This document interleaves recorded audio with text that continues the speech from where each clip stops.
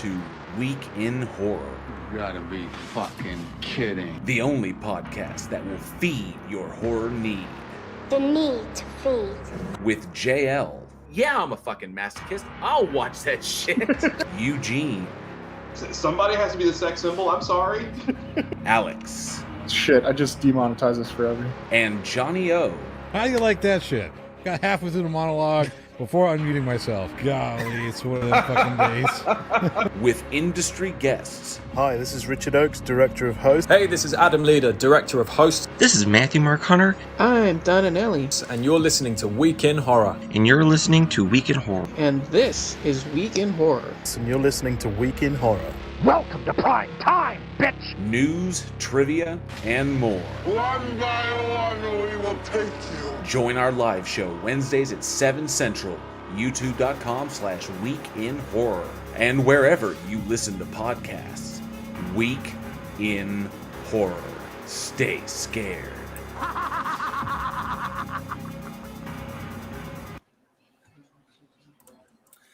Welcome, horror fans. It is Wednesday, 7 p.m. Central Time, and that means it's time for another episode of the Week in Horror podcast, the only podcast where love doesn't just hurt, it kills. And if you're listening to us on your favorite podcast host, you can join us here for our live show on YouTube, so you too can laugh and scream with us, flex your horror knowledge in the live chat, and maybe even beat Aaron Reese to get some trivia prizes. I hear he's not participating this week, so you got a chance. I guess we'll see. I guess we shall see. This week we're covering select films released in horror history, January 30th through February 5th. Thank you all so much for joining us. I am JL, and with me tonight are Johnny O and Eugene. Hey, everybody. What's up? All right. So, things are crazy right now, a little bit intense. Some move. I know there's some movement in we have cool news about the kind of like the production side, the movie side of Week in Horror that will be coming down the pipe here, hopefully very soon. So I'm looking forward to that. So obviously, everybody out there, if you get the Patreon newsletter or just if you're subscribed to the channel, we'll put that up in the community section as soon as we can, as soon as we're able to. But I'm excited. Are you guys excited? Oh yeah, I'm excited. Really? Commercial. So it's looking really, really good, and of course, we wouldn't be able to do that with all of y'all without y'all's support, without our Patreons, and of course, everybody who shows up here every single week to hear us gab about horror movies. It's been an absolute blast.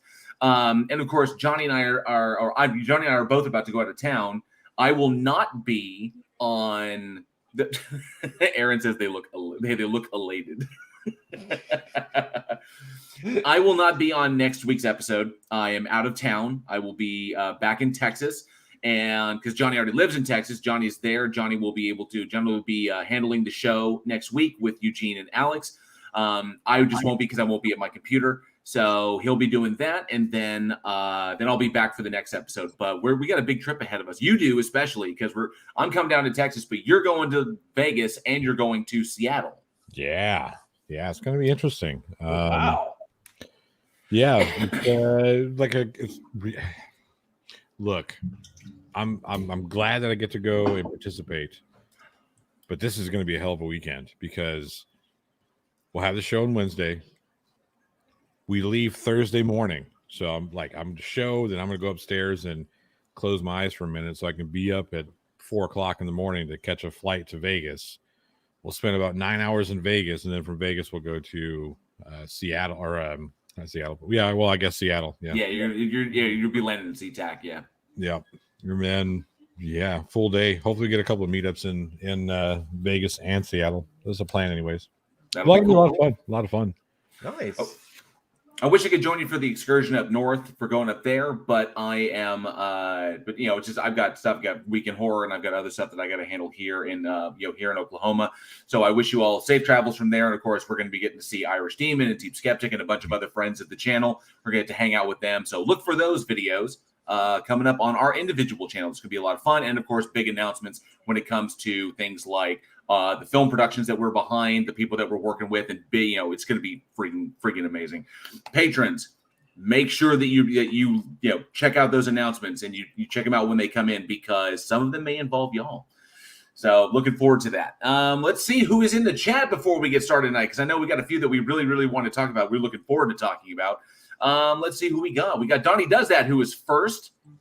Good to see you, Donnie. Thank you for being here. Travis Brown's in the house. Good to see you. Speaking of what, I'm going to there's our amazing patrons all listed down there at the bottom. So, yes. And then, of course, Jinju is in the house. Good to see you, Jinju.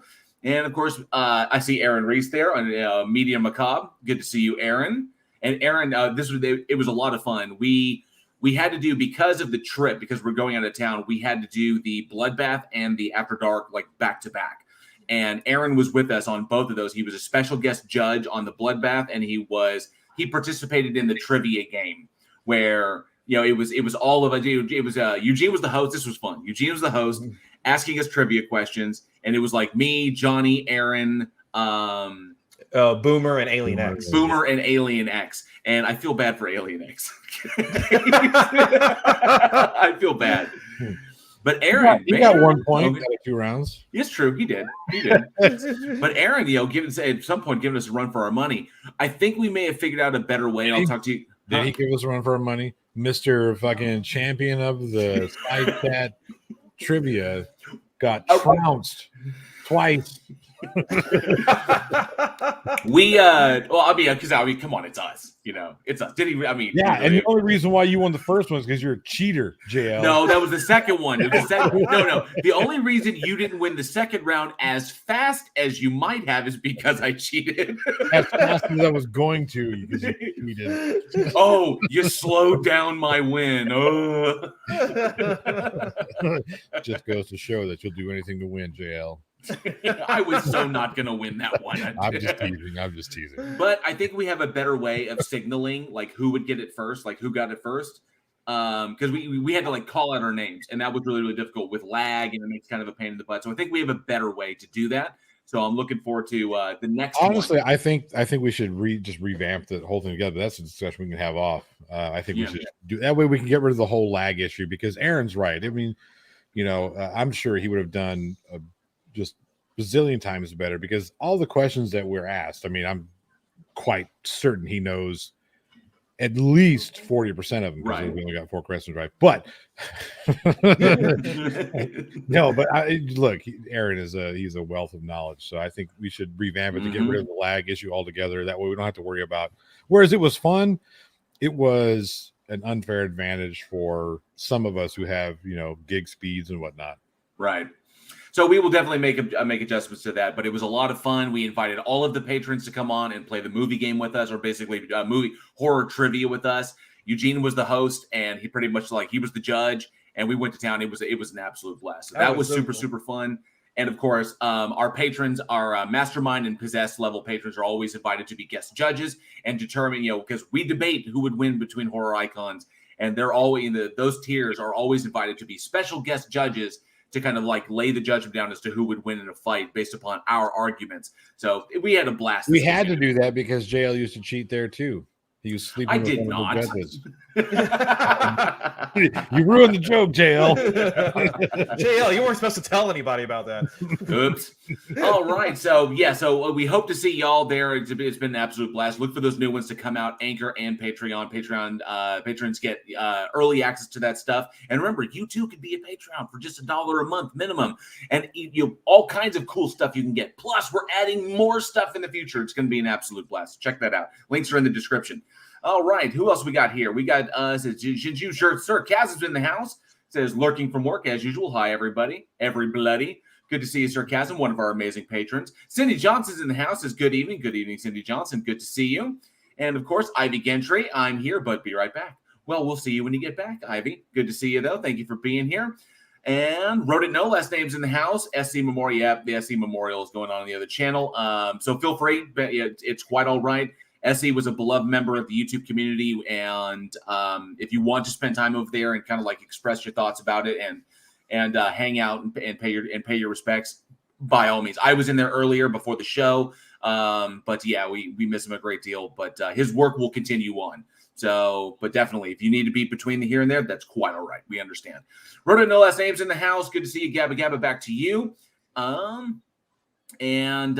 Cab says Dillahunty and FTFE are live as well. Maybe Tuesday or Thursday. We tried another day other than Wednesday, and other people were scheduled now. But I think this was because these got pushed. Yeah, well, but here's the thing: people who are into that style of content are going to watch that. They're not coming over here to watch this content, Right. vice versa. You know what I mean? So Two different demographics. yeah, it's two different demographics. There's nothing we can do. We can't sit here and say, well, we're not going to schedule this day because at this time because of this person. Because if we did that, we'd never fucking have a show. It's like, what day do we put it on? I'm not trying to compete with Matt Dillahunty. It's just not going to happen. Yeah, I mean, there are just going to be days like that, you know. Yeah. Whenever I was a musician and we played the same nights that Metallica played, we just knew that we weren't going to have the crowd that was going to go see Metallica because they're going to go see Metallica. We're okay with that. Yeah. Johnny's sitting there. They're all playing, and this one guy up there is like, yeah. Where's We them? couldn't Let me afford know. Metallica tickets. I couldn't afford your tickets either. The only reason I'm here is you gave me one. All right. Travis Brown is in the house. As Johnny O looks like he is thrilled to host the next show. I am. I'm always thrilled to host the next show. You just thrilled. NA is in the house. Another one of our amazing patrons. Good to see you, NA. Thank you so much for being here. Christopher Music Channel's in the house as trivia guest Lucille Ball in I Married a Murderous Mariachi Marionette Manipulator. Say that 3 times fast. Okay, go rewrite the damn trivia question. We will definitely see, Chris Durham. We will definitely see. All right. And Stellarium Celesti's in the house. Good to see you, Stellarium, and a hugging Kirby back to you. And then, of course, wrote a no last name. All says my trivia guest, Jason Voorhees' immortal penis. Are we sure it's there? I don't think it is. I don't think so either. You should go look, Dale. Well, no, Freddy versus. He looked at me and just. But you remember Freddy versus Jason when Freddy kicked him in the junk and it didn't do it and he hurt himself. See? See? Okay, and Travis says the OG voice for Charlie Brown has passed away. They all just keep going. Man, it's a shame. Meatloaf passed away recently, and that got me. That was just, and Louis Anderson, like on the same day, right? Within 24 hours, I think. Yeah. I think they were announced the same day. That's rough. Just, oh man, I don't want to break things down. I mean, it's just so sad. But it always breaks our heart in the horror database because we have a database of horror movies and directors, writers, actors that were all involved. It always breaks my heart to have to move a happy birthday to an in memoriam. It sucks. But see, here's the thing: a lot of people like to celebrate an artist's passing. I can understand like doing the one time, right? But going forward, I think we should be celebrating birthdays more so than passings, right? I think that's just the way we should be because it's more important. Well, that's why I list. I mean, for the in memoriam, I don't list it on the day they passed. I list it on what would have been their birthday. Yeah. So when I list just so once a year, people come out, it's like, oh yeah, and kind of remember at least once a year. We can remember. Oh, it would have been like their 105th birthday, or would have been whatever, and you can look back and go, oh, I remember their movies. Yeah, very cool stuff, or whatever they did. So right. Let's see who else is in here. Robert Caswell's in the house. What's up, my Globetards and Heretics? Good to see you. Mr. Malord, all the way from Chicago, is in the house. Gentlemen and Johnny, good to see you. Thank you so much for being here. And let me see. I'm scrolling.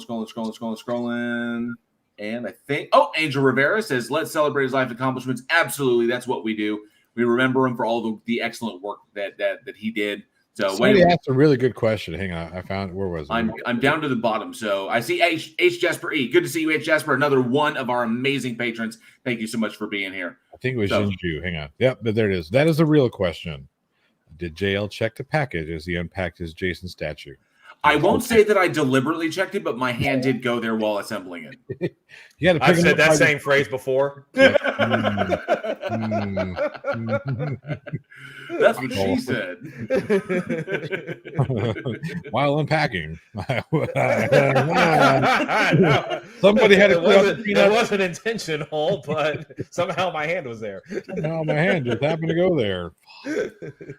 Oh, but man, a bunch of amazing people in the chat. Good to see everybody here, and everybody, if you haven't said hi or if you haven't typed, it's a pleasure having you here. Awesome times. Sir, did I say sarcasm? Sarcasm's in the house? Yeah, there's sarcasm. Another one of our amazing patrons. Want to make sure. What is this? Metallica doesn't ring a bell. And it would be funny. Oh, yeah, okay, when we were talking about Metallica and stuff like that. And that's quite the illusion there. I like what you did. I see what you did there. Pretty good. Clever. Boom, yeah. Okay. Yeah. I was like, but right. Yeah, like, it's a there we go. thinker. Okay. Just, I was kind of like,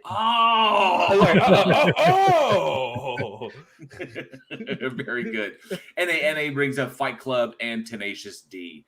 Yes, I saw the coolest thing. It was on Edward Norton's feed.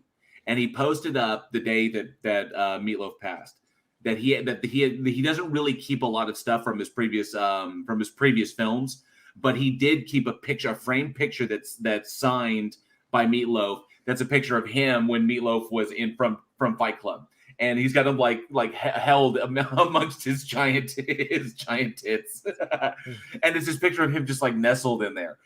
And the whole thing, it was just like Edward Norton just has nothing but positive memories about that. And it was just such an amazing actor and just an incredible talent, and how giving and charitable he was, and just overall just a beautiful dude. And he was just like, you know what, I got to save this moment, because it was just that. I thought he was great in The Naked Gun. He was in Naked Gun, wasn't he? Was it the second one? Or was it 33? It was the second one. It was 2.5. It was Naked Gun 2.5. It's been too long since I watched the first one like a month ago, but I haven't seen the second one in a long time. It's been a minute. I have to go back and watch it. Yeah. Yep. I just remember the stuff with the Queen. I remember the stuff with the Queen. I remember the bathroom scene. Whoops. He had the mic on the entire time. So great. Just when he says, and then just like deliberately just like splash like whoops. And then like both hands in the air.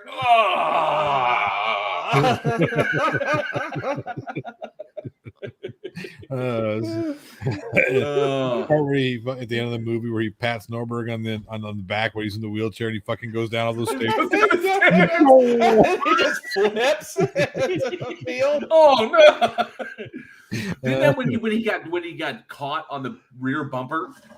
That was. Or was that? That was no. third. That was 33rd, because he was underneath the car, and then he got grabbed and he was being dragged, and then he kept getting thrown from car to car to car. Yeah. By the end of the movie, he was in some other fucking state.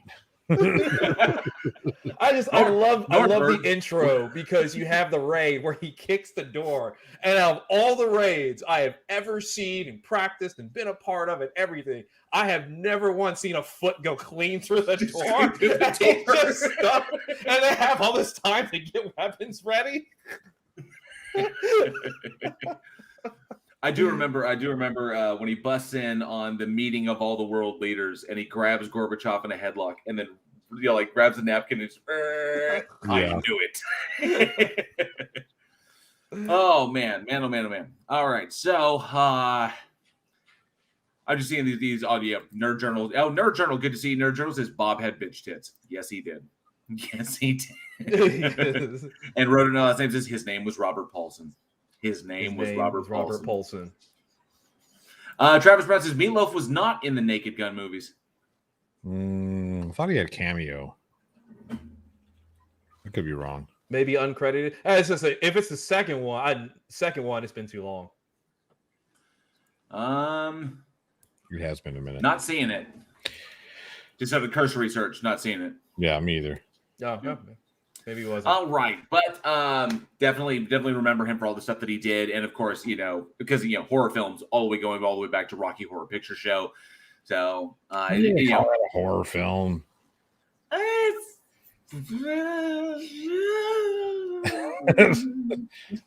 Sorry, but when you run around singing and dancing, there's nothing that's scary about unless you can't sing and dance, and it's kind of scary. But and see, I will start some controversy, and I know I'll get some hate. Wayne's World, that's right. This is Wayne's World, not Naked Gun. Oh, okay, yeah, Wayne's World. Yeah, I think Rocky Horror Picture Show is only okay.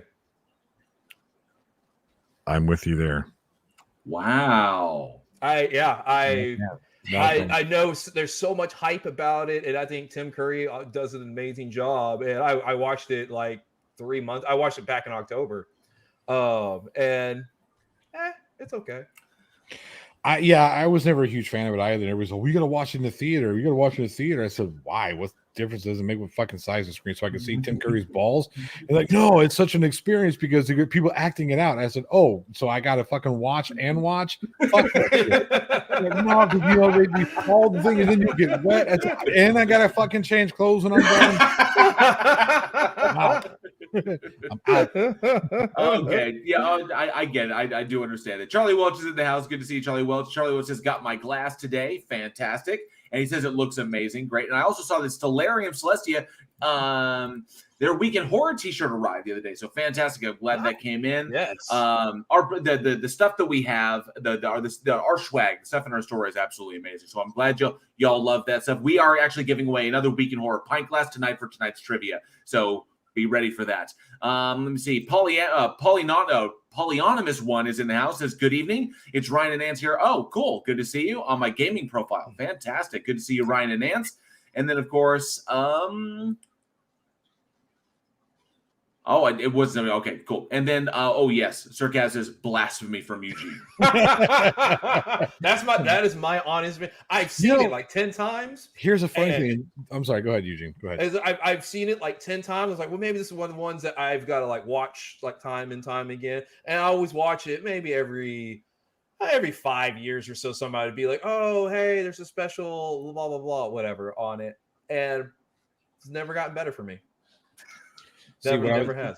What I was going to say is, it's funny. This goes to prove that it's who says it first, because I said much more disparaging things about the film than you did, and they're like, "Oh, Eugene, you suck." I'm like, the film's okay. Johnny's like, the film is trash. It's human feces. Eugene, blasphemy. Johnny, you're good. I think they've come to expect it from you, Johnny, though. I mean, you pretty much hate everything you watch. That is not true. Don't let what's about to happen on tonight's show detract from that statement.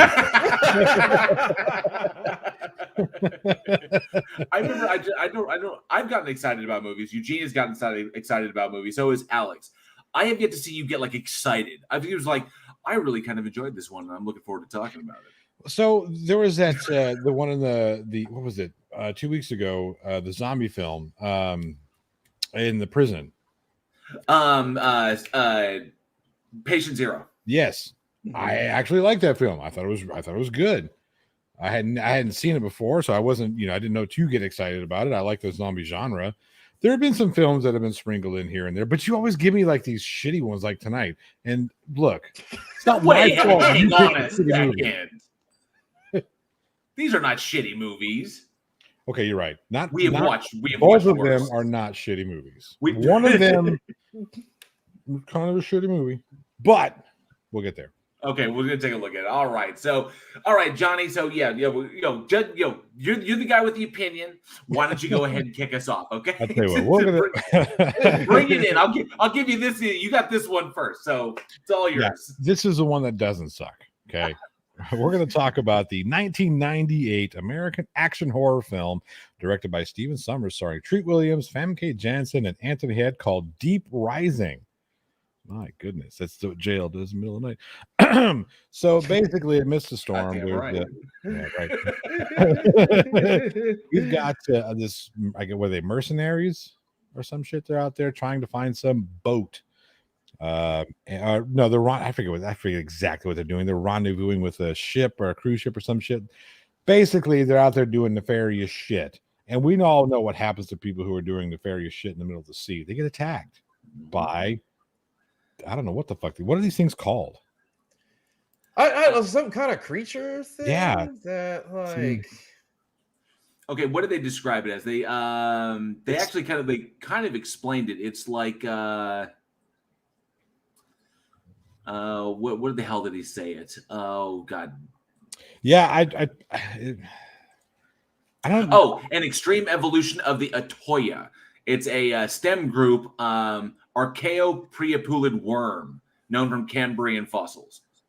Oh, Travis Brown was on it, but yeah. So this was an interesting film because, well, as we'll get to later, but we knew that this was, well, we didn't know at the time, but there were, I guess it got released that it was supposed to be a precursor to a much bigger film, but we didn't get that because people suck.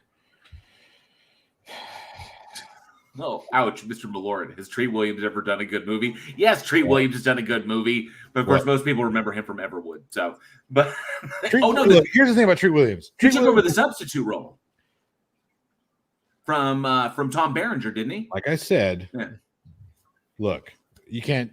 Okay, first and foremost, Treat Williams is not main character. He's side character at best. I don't know what it is about him. I want to like Treat Williams. I do, because, you know, he's affable, I guess. I don't know what it is. He's likable. He looks likable. He tries to be menacing as a bad guy, but he was terrible. I was not afraid of him in The Devil's Own. He like, oh, you bog Irish hick. I'm like, what the fuck? Come on. You're not intimidating. Treat Williams, I could throw a cheesecake at your feet and you'd be fucking distracted. There's nothing intimidating about you. Well, an interesting thing. Well, I mean, that's why I think this movie does work as an ensemble piece, because, you know, everybody's got their role, and then he's the captain of one ship, and you've got, a massive cast in this. So Famke Janssen, Anthony Heald, Wes Studi, and a bunch of people before their careers really exploded. Jamon Hunso, I believe is how his name is pronounced. And then, of course, you know, and then I can't remember his name. He was Kano in Mortal Kombat. He was one of the mercenaries as well. Oh, the Australian guy. Well, no, he wasn't Australian. That's funny. Or is he New Zealand? He was British. Is he British? Yeah, he. Okay. Wes Studi was in this. I forgot that Wes Studi. Yeah, was in this. he was the leader. Was the leader of the Mercs. Yeah. Golly, what is his name? I can't remember his name. It's not on the starring roles this year. Nope. They had a lot of people. Like Clifton Curtis was in this thing.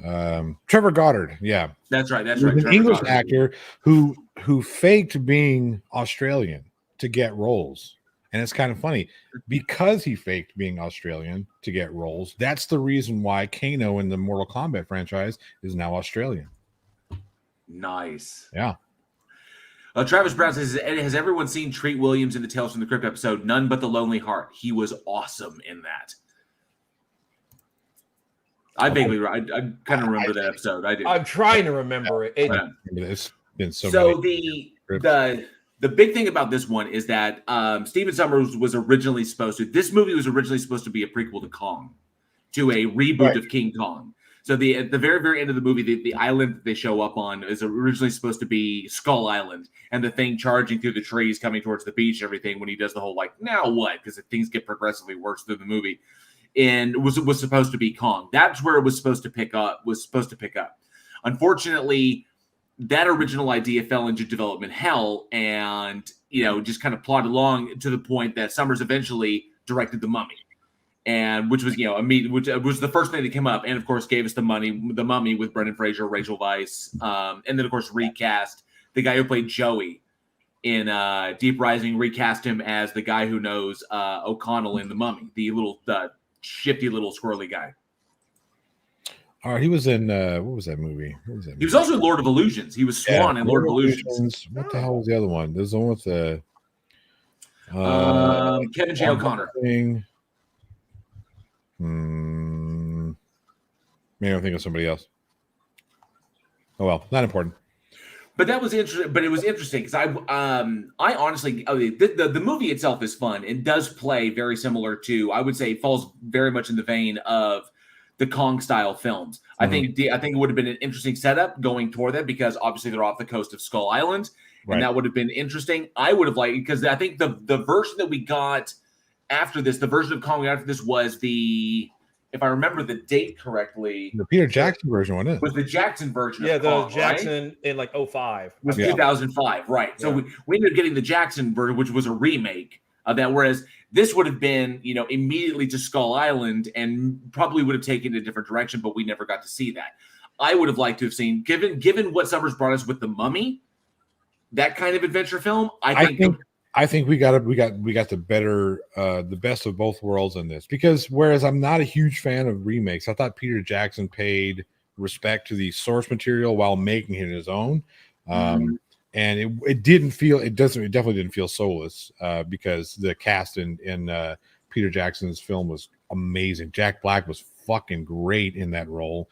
And then of course, because of that, we got the Mummy series, which put Brendan. Although Brendan Fraser might be pissed off about this, because that's ultimately what proved to be his downfall, was all the injuries he sustained. So, Angel Rivera. Well, if it ain't my little buddy Benny, I think I'll kill you now. Yes, Angel, I love that line. Everything Brendan Fraser did in that movie was amazing. Was absolutely amazing. I think as the audience, we got the best of both worlds with both of the Mummy franchise coming out after that, and then of course Peter Jackson's Kong. We all won because of the decisions that stopped that from being the prequel or the new Skull Island type film.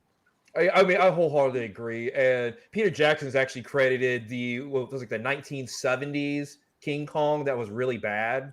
Yeah. And so Peter Jackson was young, and he watched it, and he said it's so horrible that his goal was to do a remake, and that's what started driving him into filmmaking. Nice.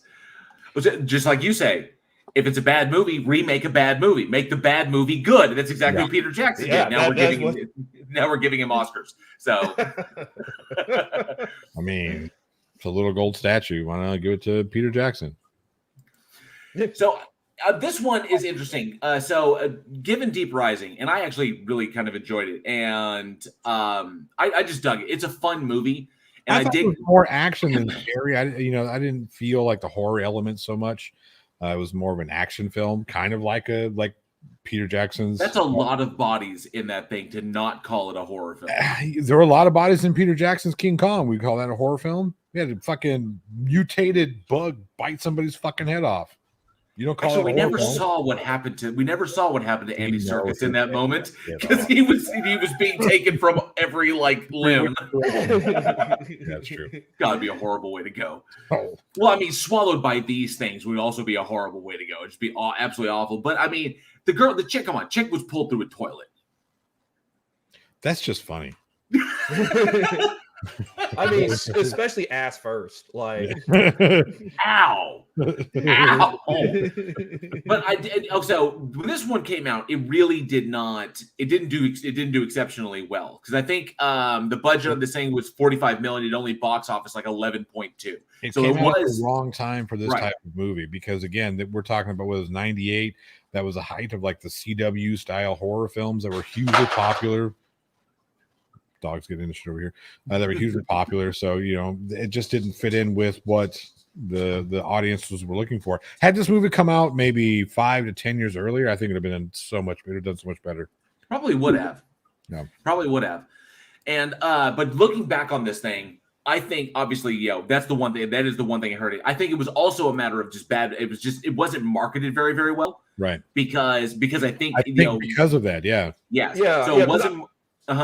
No, I mean, I remember seeing the previews of this growing up, and I lived at Blockbuster. I was renting every single thing I could get my hands on, and I saw this movie for the first time 2 years ago. Wow. Yeah. The trailers just were not appealing to me at all. See, it didn't pop. It wasn't marketed correctly. It didn't get the support that it deserved, because the vast majority of people who go back and watch this again is kind of like, wow, it's actually a lot better than you think it is. It's a lot of fun. No one's phoning it in. It's just a classic, horror action film, and just, everybody's there. I mean, even the over-the-top mercenaries are perfect perfectly juxtaposed against the other, and everything is just nice and balanced. Not to mention the monster's decent. The everything about it is just good, and this is the fun you have when you make movies. Not to mention, I had no idea, and I found out after the fact that the ILM was responsible for the effects, and Rob Bottin, who worked, obviously The Thing and RoboCop, was the special makeup effects designer. So, which is why it looks as good as it does. Yeah. So a lot of good, solid effort went into this, not to mention the boat in and of itself, because the big exterior shots were all CGI. But they did, of course, they built models of the cruise ship, a 38-foot model for the shots of it on the ocean, and a 110-foot model for when it sunk. So they went all out for this bad boy to make it. Special effects people gave a shit, when they took they took their craft serious. You know what I mean? Industrial Light and Magic, as we know, that miniaturizing things was like their bread and butter. Mm-hmm. And when you got things like Star Wars, and those are real things, real tangible spaceships that you can go put your hands on. Now they're not fucking huge and flying in space; they're about the size of my desk, but it's shit like that. And then miniaturization, cameras that with the that is so cool. That is so cool. As nowadays, everybody's we just draw with the cartoon on the computer screen. It misses something, because I was watching Titanic the other day, because it's been so long since I've seen it. And you were trying to get laid. Just a minute. Oh, and a big hello to Commander Darklight, another one of our amazing patrons who just popped into the chat. I see you, Commander Darklight. Thanks for being here, bud. But going back to the reason that movie holds up well is because it's tangible. You have models, you have real sets that are breaking apart. That's real water flooding compartments, destroying furniture, and you have a huge set that's just being ripped apart. The film is going to look good 50 years from now. Yeah. Look at Star Wars. When did that come out? 1970 what? 79. And it's 77. 77. Yeah. The first one. And if you look at the Blockade Runner coming in, outside of the new digital shit where you can see that they can't take away the squares of the, you know what I mean?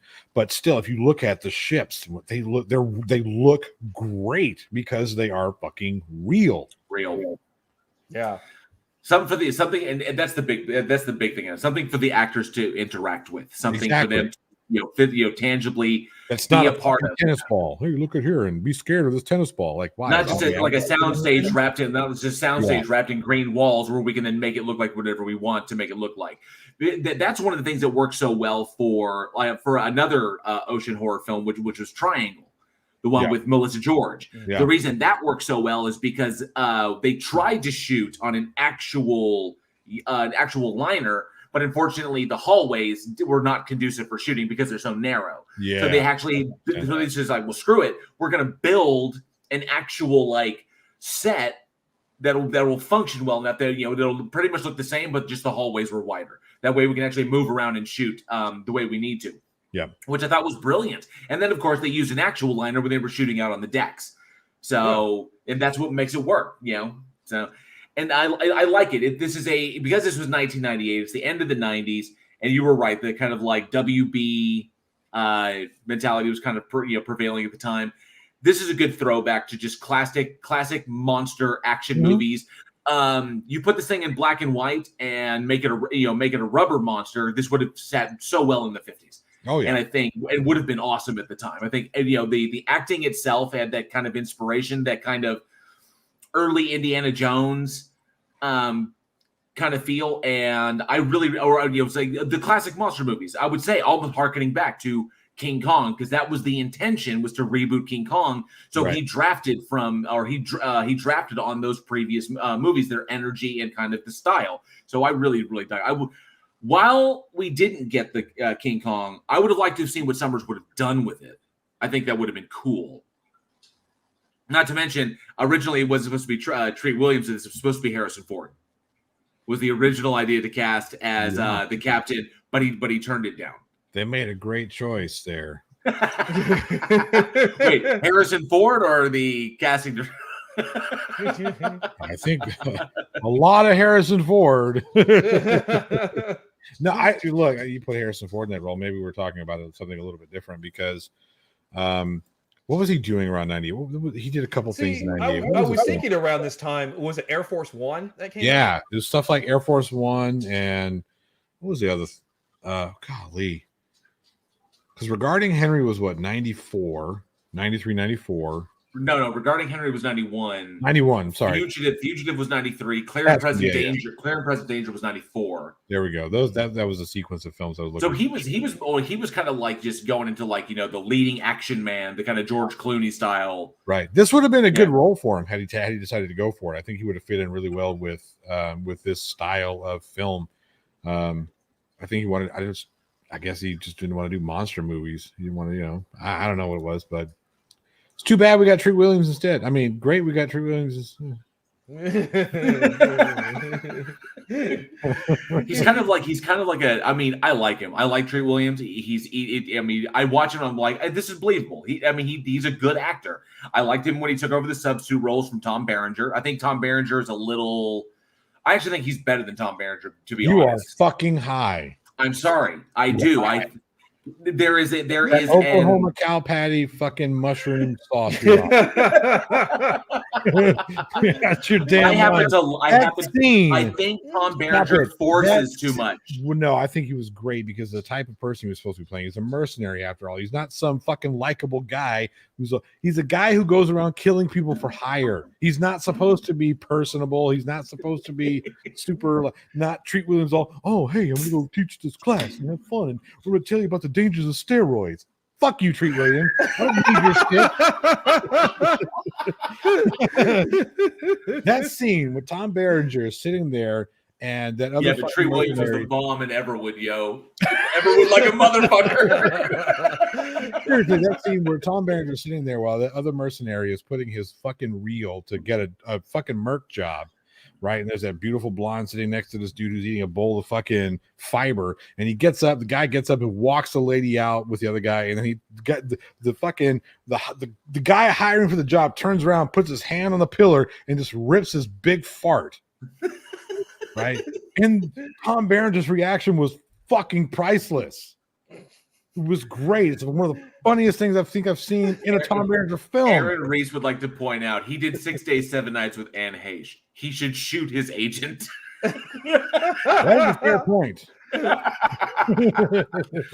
And Robert Kaz would like to say, so Johnny is the head of the Treat Williams fan club, we see. And that's right, Rodin. Last time he was doing some Tom Clancy stuff, although I would have liked to have seen him in this. I like Harrison Ford, and I think when he really loves the role, you could tell how much he loved like What Lies Beneath. He did What Lies Beneath with Michelle Pfeiffer. He liked that tell how much to be a bad guy. Yeah, he really dug that role. Yep. Mm-hmm. So and I he was convincing as like kind of like the underhanded bad guy, and I dug that. I really I mean so well for him because I don't think he played a bad guy ever. Yeah, you just don't expect it because he's so yes. You believe what he says when he tells you this is what happened. You don't. The first impulse, like, okay, he's obviously telling the truth. This is Harrison Ford. It's fucking Han Solo. Why is he going to? It's Han Solo. It's Indiana Jones. He wouldn't lead us astray. Yeah. Oh my God, he's trying to drown her in the bathtub. Maybe she deserved it. He even got a moment where he's just like, where he takes her head. And he's like, shh. I know. He was creepy as fuck. God damn it. I still love you because you're Harrison Ford and you played fucking Han Solo, but I grew up to you. I see this and I'm like, I don't see it back. I just like, get off my plane.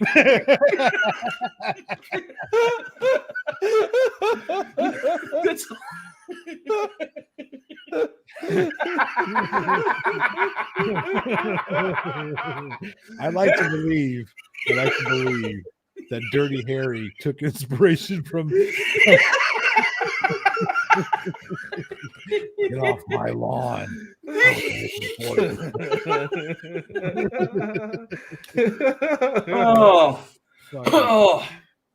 Oh, dang it. So, yeah, Robert Kazan says, Tom pimp slapping the students is dope as fuck. Yes. I did like it when the kid threw something at him and he spun, caught it through it, and hit him in the head with it. Yeah. And that was pretty dope. Treat Williams couldn't do that shit. Louis Gossett Jr. would not do that. Coach Carter would not do that. Tom Berenger will do that.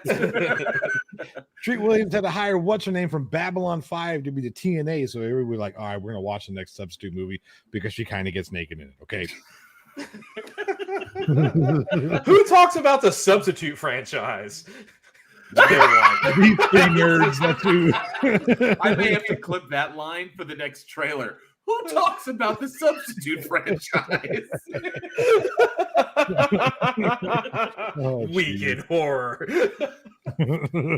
Yeah, the horror film podcast talked about the. Well, we're about the actor in and of itself, but let's see. Meter McCobb says Harrison Ford was 73 when he crash landed his plane on a golf course and then climbed out of it. We do not fuck with Harrison Ford. He often flies into Meacham over here. Wow, I'm serious. The Meacham Airport. You know this, JL. He's in and out of that airport all the time in his private plane. I may have known it and just it slipped. Yeah, people will see him often in downtown Fort Worth, just hanging out because he wants to.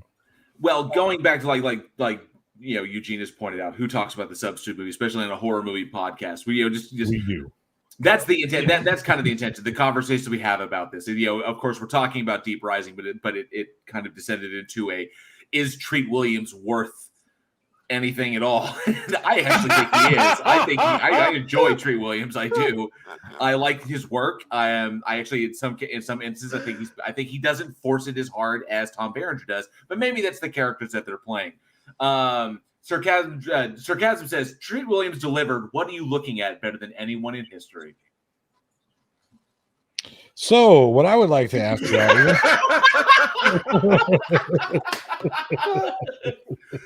Johnny's like, let's just get to the fucking CTA. Let's just get to the CTA right now. We spent too long. We're too long talking about Treat Williams. Fuck's sake. Spent too long on this. The movie itself is excellent on a second viewing. It's a good callback to stuff. It's kind of like it's like going back and watching The Faculty, or going back, and watching the original I Know What You Did Last Summer.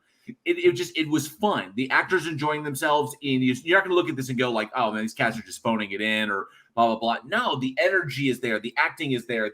Like I said, the practical effects are there. It's a lot of fun. It's just a fun monster movie for those who really dig just giant monster movies. If you like Kong, if you like Godzilla, if you like all the stuff out of the 50s, the nuclear monster. If you like good, fun films, it's just a fun. Yeah, it's fun. You don't have to be super invested in it. You can sit down, you can watch it with your buddies, and just have a good old time. I mean, the tagline was "Full scream ahead." I mean, come on, you can't beat that. Johnny, I didn't know that was a tagline. That's a tagline. Full scream ahead. And the George said it's in the house. Good to see you. The George said, "Do what?" I said, so what I would like to ask the audience. Go ahead, and George said. He said, if I could slap 8-year-old me, I would. I don't like that. But Travis Brown's like the kaiju movies. Yes, kaiju movies. If you just, sarcasm is so easy to pull Johnny's string. God. I mean, Treat Williams, we're fucking talking about over here. All right, no, seriously though, we've been talking about this for quite some time, and being an ocean horror film, I want to ask the audience, what is your favorite ocean horror film? Let us know down in the comments, the side chat, or at weekinhorror@gmail.com. We look forward to reading your answers. Eugene, what's your favorite ocean horror film? If you see that fucking movie with that stupid fucking actress, I'm gonna fucking boot you. I already know that movie you're talking about. That really narrows it down. Eugene knows exactly what I'm talking about, and so do you, JL. Okay. I wasn't going to say my favorite horror movie. I was just going to say my favorite horror movie scene that takes place on an ocean. Okay. Ghost Ship with the cable. The opening. Oh, yeah, the cable kill at the very beginning. Yeah, and the rest of the movie is shit. Little did we know that was a movie killing itself. Yeah, that was somebody came in and was like, dude, I got this awesome kill. Right, where we massacre, and it's like, okay, you got it. All right, let's film it. All right, okay, we got the first 10 minutes. What's next? No, we don't know. Didn't you read the script? There's a script? What? I thought this was a fucking short film. Yeah. I gotta fill 80 more minutes. I know. Ghost Lady. Right. Okay. And hook thingy. All right. You got me. Come on. Creepy little girl. Creepy little girl. Elevator shaft. All right, so Angel. Oh, Joe, I gotta throw there. One of my favorites as far as like horror movies that take place on the ocean, like legit. Number one is Leviathan. I really dug Leviathan. I mean, I'm a big Peter Weller fan. I like Peter Weller kicking ass. Smile, motherfucker, or whatever the fuck he said, or smile, you piece of son of a bitch, or some shit. I fucking love that. Or what did he say at the end? That's not what he said. I'm thinking of Roy Scheider in Jaws. Oh yeah. Oh, he said, "Smile, you son of a bitch." He said, "Smile, you son of a bitch," or something like that. But what did fucking Peter Weller say? He had the best line in Leviathan when he threw the bomb in the fucking thing's mouth. Like he straight jump shot it in the ocean. He's in the ocean and he's like, ha! Kobe. Charlie Welch says Titanic. Yeah. And it says The Little Mermaid. Damn. That fucking Ursula bitch is kind of scary. Mr. Malort says the new one with Kristen Stewart. I did like Underwater. I really did. Out. But my number two, my close number two is Virus. I like sci-fi horror, and I dug Virus. I'm also a Jamie Lee Curtis fan. I love Jamie Lee Curtis. I was thinking of The Abyss, but I'm not sure we'd classify it as really a horror film. Not really horror. Yeah, I horror. Yeah, I did really like Triangle though. When we talked about Triangle was good. That one actually legit surprised me. Nerd Journal likes Sphere. Yeah, that's another good one. Mr. Malort, Deep Star 6. Charlie agrees with me. He says The Abyss. Interesting. The original Poseidon Adventure. That was an interesting film. Oh yeah. That was fun. That's Leslie Nielsen in a serious role. He started out as a serious actor. Yeah, he did. If you don't remember that, we got into more movies. We got a good one. We have more. Yes, we do have a good one. And this one does not involve Treat Williams. Next movies. We have no Treat Williams for the remainder of the show. None at all whatsoever. So next we have starring Treat Williams in. It's a Treat Williams night. I picture him at home in like a 1-bedroom apartment. He's like, someone's finally talking about me. I don't care what you're saying. He's gonna pop up with his phone. I'm trending. Okay, before you jump into this, someone said Deep Blue Sea, and the George says Deep Blue Sea, and I enjoyed Deep Blue Sea. It was kind of fun, although some parts were kind of silly. LL Cool J kind of made that movie. I thought he was just fun. And then I've never wanted to see LL Cool J die so much in that film. That was in his whole LL Cool J can't die in a movie role. I'd be like, fuck you, bitch. Right. And then Minion Macabre says, why didn't anyone mention Sharknado? That's a legitimate question. Yeah. Sharknado. That's another franchise.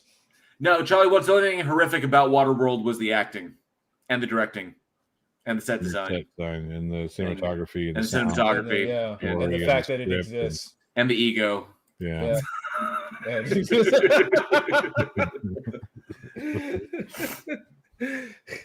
Someone thought that would be a good movie. So, anyways, going to an actual really good movie, really a horror staple, is we have Suspiria, which was released February 1st, 1977, directed by Dario Argento, starring Jessica Harper, Stefano Cassina, Fabio Bussi, and Joan Bennett. There are a couple other Italian names in there because it's an Italian film. And basically what it is you have an American dancer goes to a ballet school in Germany, and in a kind of a fairy tale-ish horror film, a bunch of stuff happens.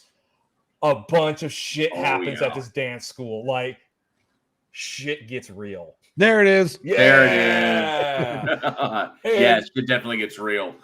The first thing The first thing I wanted to talk about with this movie, like this movie's a staple. The cinematography is one of the best that I've ever seen in a horror film.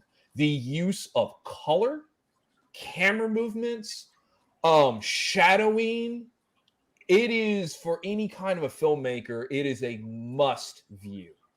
If you want to know what to do in order to tell a good story with visuals, this is the number one film you need to watch. Period. Because of the way it is shot. Every choice is a good choice. There are no bad choices in this movie. Right. None. When it comes to cinematography, none. You know, it's one thing and it kept popping into my head, and I do not want to detract from Argento's incredible accomplishments with this film.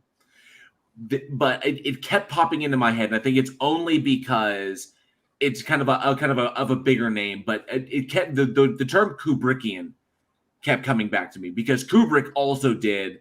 Yeah, that's a hallmark of Kubrick.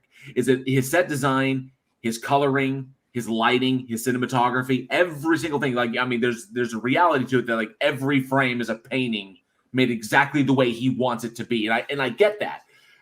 Argento tapped whatever, you know, place that you tap into for that kind of creativity. This right here, Argento's working at the quiet, almost the sublime cinematography here, the little touches. Because there's one thing that I noticed is that his sets are designed in a particular way that the camera can focus on one particular thing. So there's often one thing in the set or in the scene that you focus on. And everything in the scene is intended to draw your focus to this thing in order so you can better immerse yourself in the moment and understand what is being emoted at the or time. away from it in order to subvert to subvert. Yes. Yes. And it works, and that door swings flawlessly. Yep. I mean, that's why I consider this one. I don't really get. Well, actually, no. Thinking about it, I can understand why this movie was not as well received as it should have been at the time, because, you know, when you hit this kind of level, I can get that, because people just won't see it on the first thing. You're there in the theater, giant fucking screen, and you know you're like, and it's going to be the shock horror of it. The things that are going on, they're going to catch your attention, not the little nuanced details that are a part of the story, because there is a grander story here that Argento was telling. This is the first in a trilogy, as a matter of fact. And so the grander story lends itself to giving you information, little bits and pieces throughout it, that you will then pick up and allow you when you go to the second film, which is Inferno, and the third film, which is Mother. I can't remember. I can't remember either. I can't remember the third. We'll talk about it here in a second. It'll come to me. Mother of Tears. Yep. So that's what I get. That's what I got out of this one. Knowing that it's part of that trilogy and seeing those little things that went along with it. The quiet genius of Argento was on display here. Honestly, I think that this trilogy, this first one, is the best of the trilogy. I think it was when his vision was on point, and several viewings in order to pick up every little detail. Beyond just the fact that the acting is superb, the writing is superb, everything about this thing fires on all cylinders. I fucking love this movie. Well, because a couple people have already talked about the story. Is this isn't one of those where it's going to spoon feed you the story. It's not a Act 1, Act 2, Act 3 conclusion. That it's a lot of little undertones that go to it, and it takes several viewings to catch little things. You're like, okay, I caught something. I caught a line of dialogue that I thought was a throwaway line last time, but rewatching again, it's like, no, that is really important. And so it kind of takes a couple of viewings and really kind of immerse yourself and really think of because it's a fairy tale. Mm-hmm. It follows the fairy tale formula, because it is the dance that takes place in the middle of the woods. Just you look at the art direction. She's up against witches. It follows that fairy tale line all the way through without screaming, hey, by the way, this is a fairy tale. Right. So I mean, it's and that's all we have to say about that. Next movie. that's No, I think, I mean, for those who are not familiar with it, familiar with the trilogy in that respect. So, and that's why, okay, so the reason it's difficult, it's kind of difficult to follow in that. So the trilogy in and of itself is based upon an 1845 essay by Thomas de Quincey called Suspiria de Profundis. And it takes partial inspiration from that. And the story centers around each entry in the trilogy centers around one witch. Centers around a particular witch, and they're all members of this coven. And the general goal of these witches is essentially global domination. And they're set in different areas. One's in a dance studio. One is in one's in New York, and then the other one is in, I can't remember the same. Wow, I remember so little from Mother of Tears. I need to go back and rewatch that. I need to refresh my memory on the third film because Inferno was okay. I think the best storytelling was done in Suspiria and trying to expand it out, but still, I think this is, all three of them together. I think his Three Mothers trilogy is absolutely fantastic. But there's a lot of, like you said, old Italian poetry and folktelling that goes into the inspiration for these movies, and so it can be a little bit hard to grasp there on the front. But once you get a hold of them, once you've watched them a few times, and once you really grasp Suspiria, it adds more to the second and the third one. So these are really meant to be watched. I would say, I'd actually say, it's kind of like one big long movie. I think it works the best way. Not just three separate instances, but if you were to put all three together into like the Three Mothers epic, then I think that would work. Cool thing about these three films is you can watch them in any order and still get what's going on. Yes, Media Macabre. The Three Mothers were inspired by poetry, and the movies take on that same surreal approach. It steeps you in atmosphere rather than ABC plot. Exactly. Yeah. And that's what Eugene was talking about. It's very similar to I'm not comparing the two, but from a narrative standpoint, it's very similar to Doom Room, which we talked about a couple weeks back. Whereas that you follow the protagonist and you learn as the protagonist learns. So you're never really ahead of the protagonist in understanding what's happening. It's like he's like, oh, yep, I see where that's going. Yep, I see where that's going. You can suspect things by picking up on foreshadowing within the film, but it also could be a red herring. It could be something that's subverting your expectations. But ultimately, you're with the protagonist. You're with Susie as she is, uncovering the mystery and the horror of this dance academy. From the moment she walks in to the moment she's leaving, the place is imploding in on itself. You're along for the ride, which is why the film is so immersive and so arresting, and it grabs you from the get-go because walking in that something is not right here. That general uneasiness that plays to that, and I dug. I mean, I really, really, really love this one. I dug it, and I think it required viewing for anybody who is a horror fan. Especially if you want to get into filmmaking. Yeah, hands down. The kills in the film are fantastic. Oh, the dog one gets me every time. That gets me every time. It is the most iconic one is the one where she gets her head through the stained glass ceiling, and then she drops and she's hanging there, and then the glass goes and kills the other one. The scene of her hanging there, you will see time and time referenced again on it. The razor wire. Ooh. That because you're like, she's like, she climbs up at this window and it's like, oh, it's freedom. All I gotta do is just hop down and there's a door right there. And as soon as she hops down and it's just bundles straight into a pit of it. Yeah, it's just fucking like brutal. Saw trap like. It's just rough. Yeah.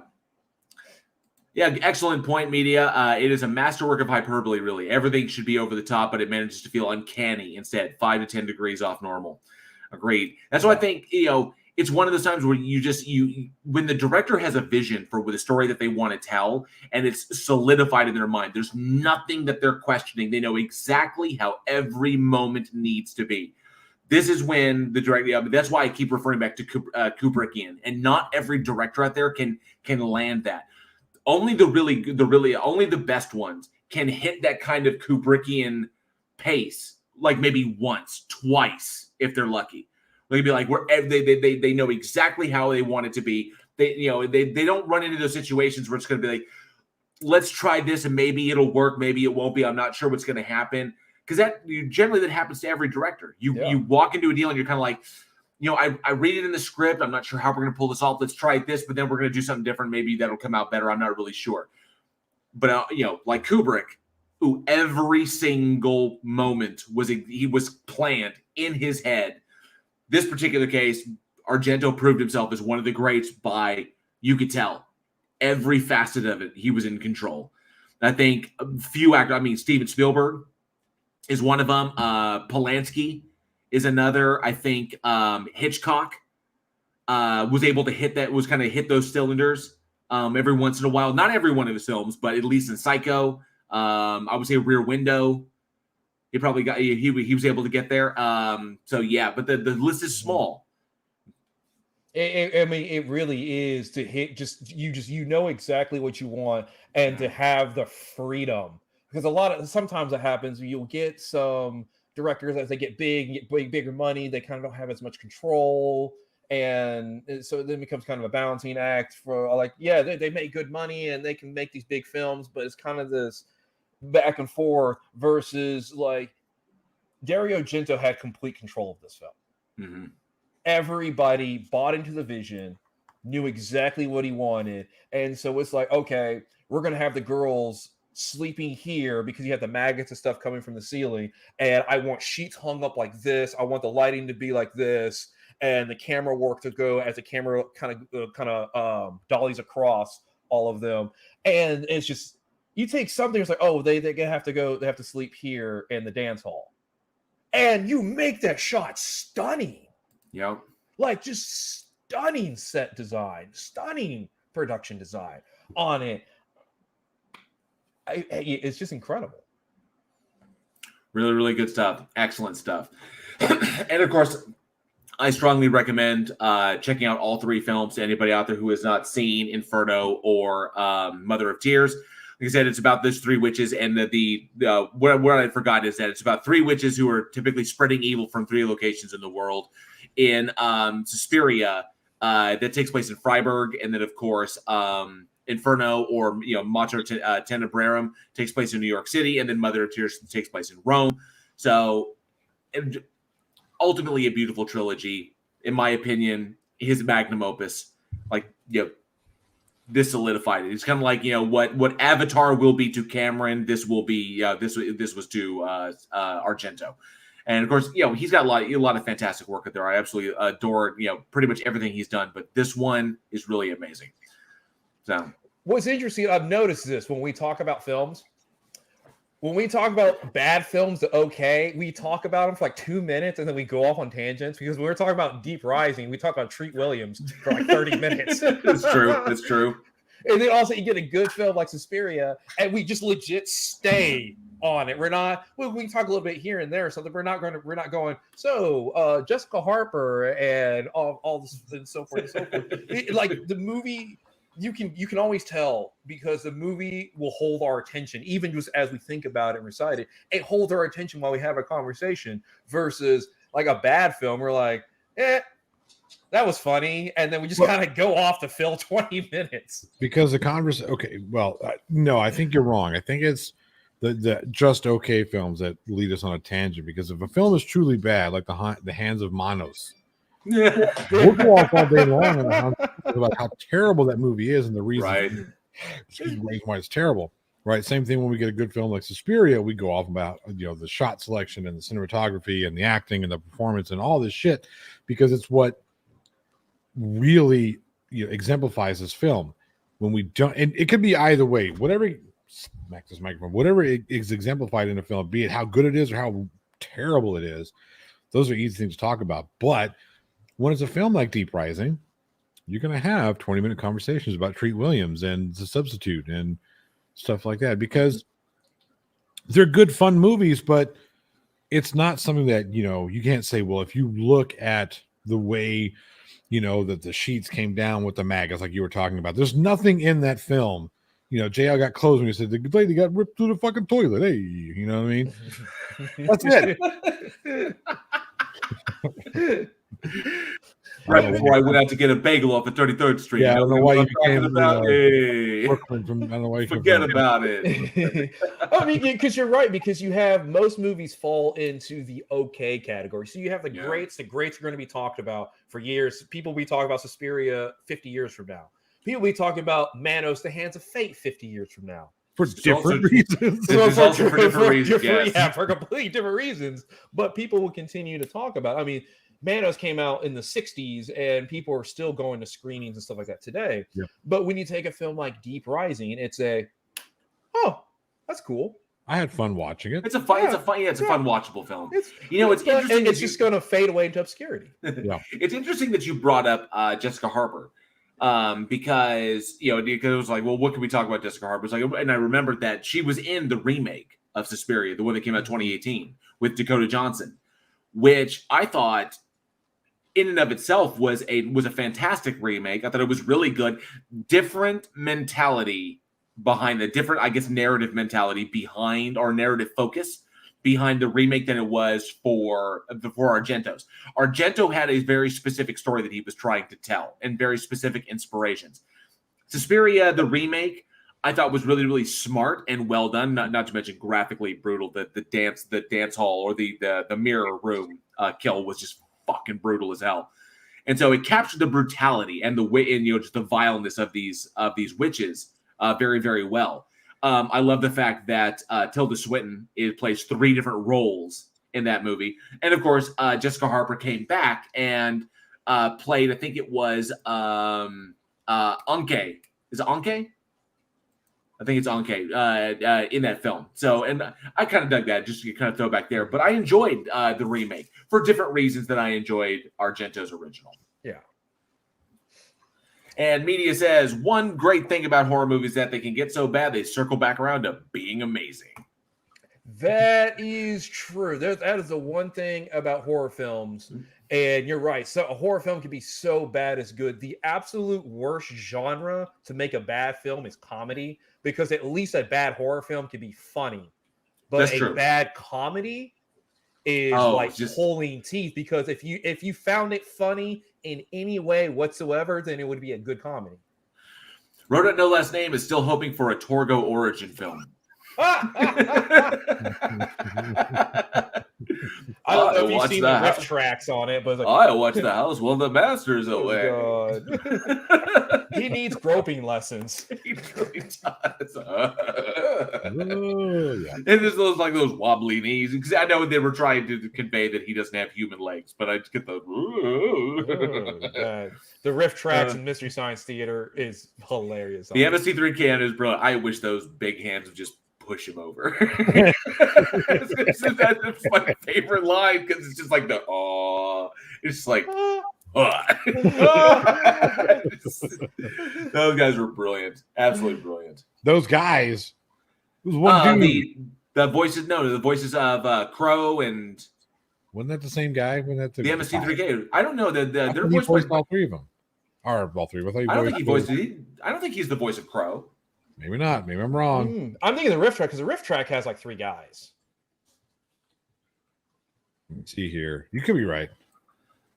Well, the riff tracks follows, I think it's the same production company. So created by Joel Hodgson. Oh, let me see here. And then the cast on that. So Joel Hodgson, he was Joel. Trace Below was Bolu. Trace Bolu is Crow and Dr. Clayton. And Weinstein, J. Elvis Weinstein was Tom Servo.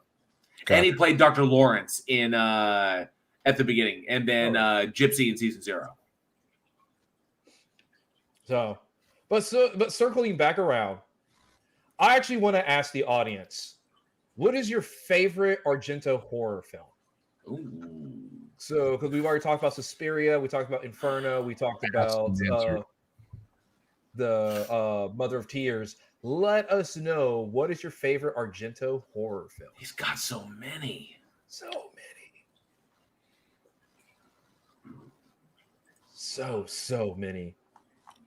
Let us know at weekinhorror@gmail.com or the comment below. Remember, Alex needs those emails. I often get the questions, why can't I read emails? I'm trying to take a shit.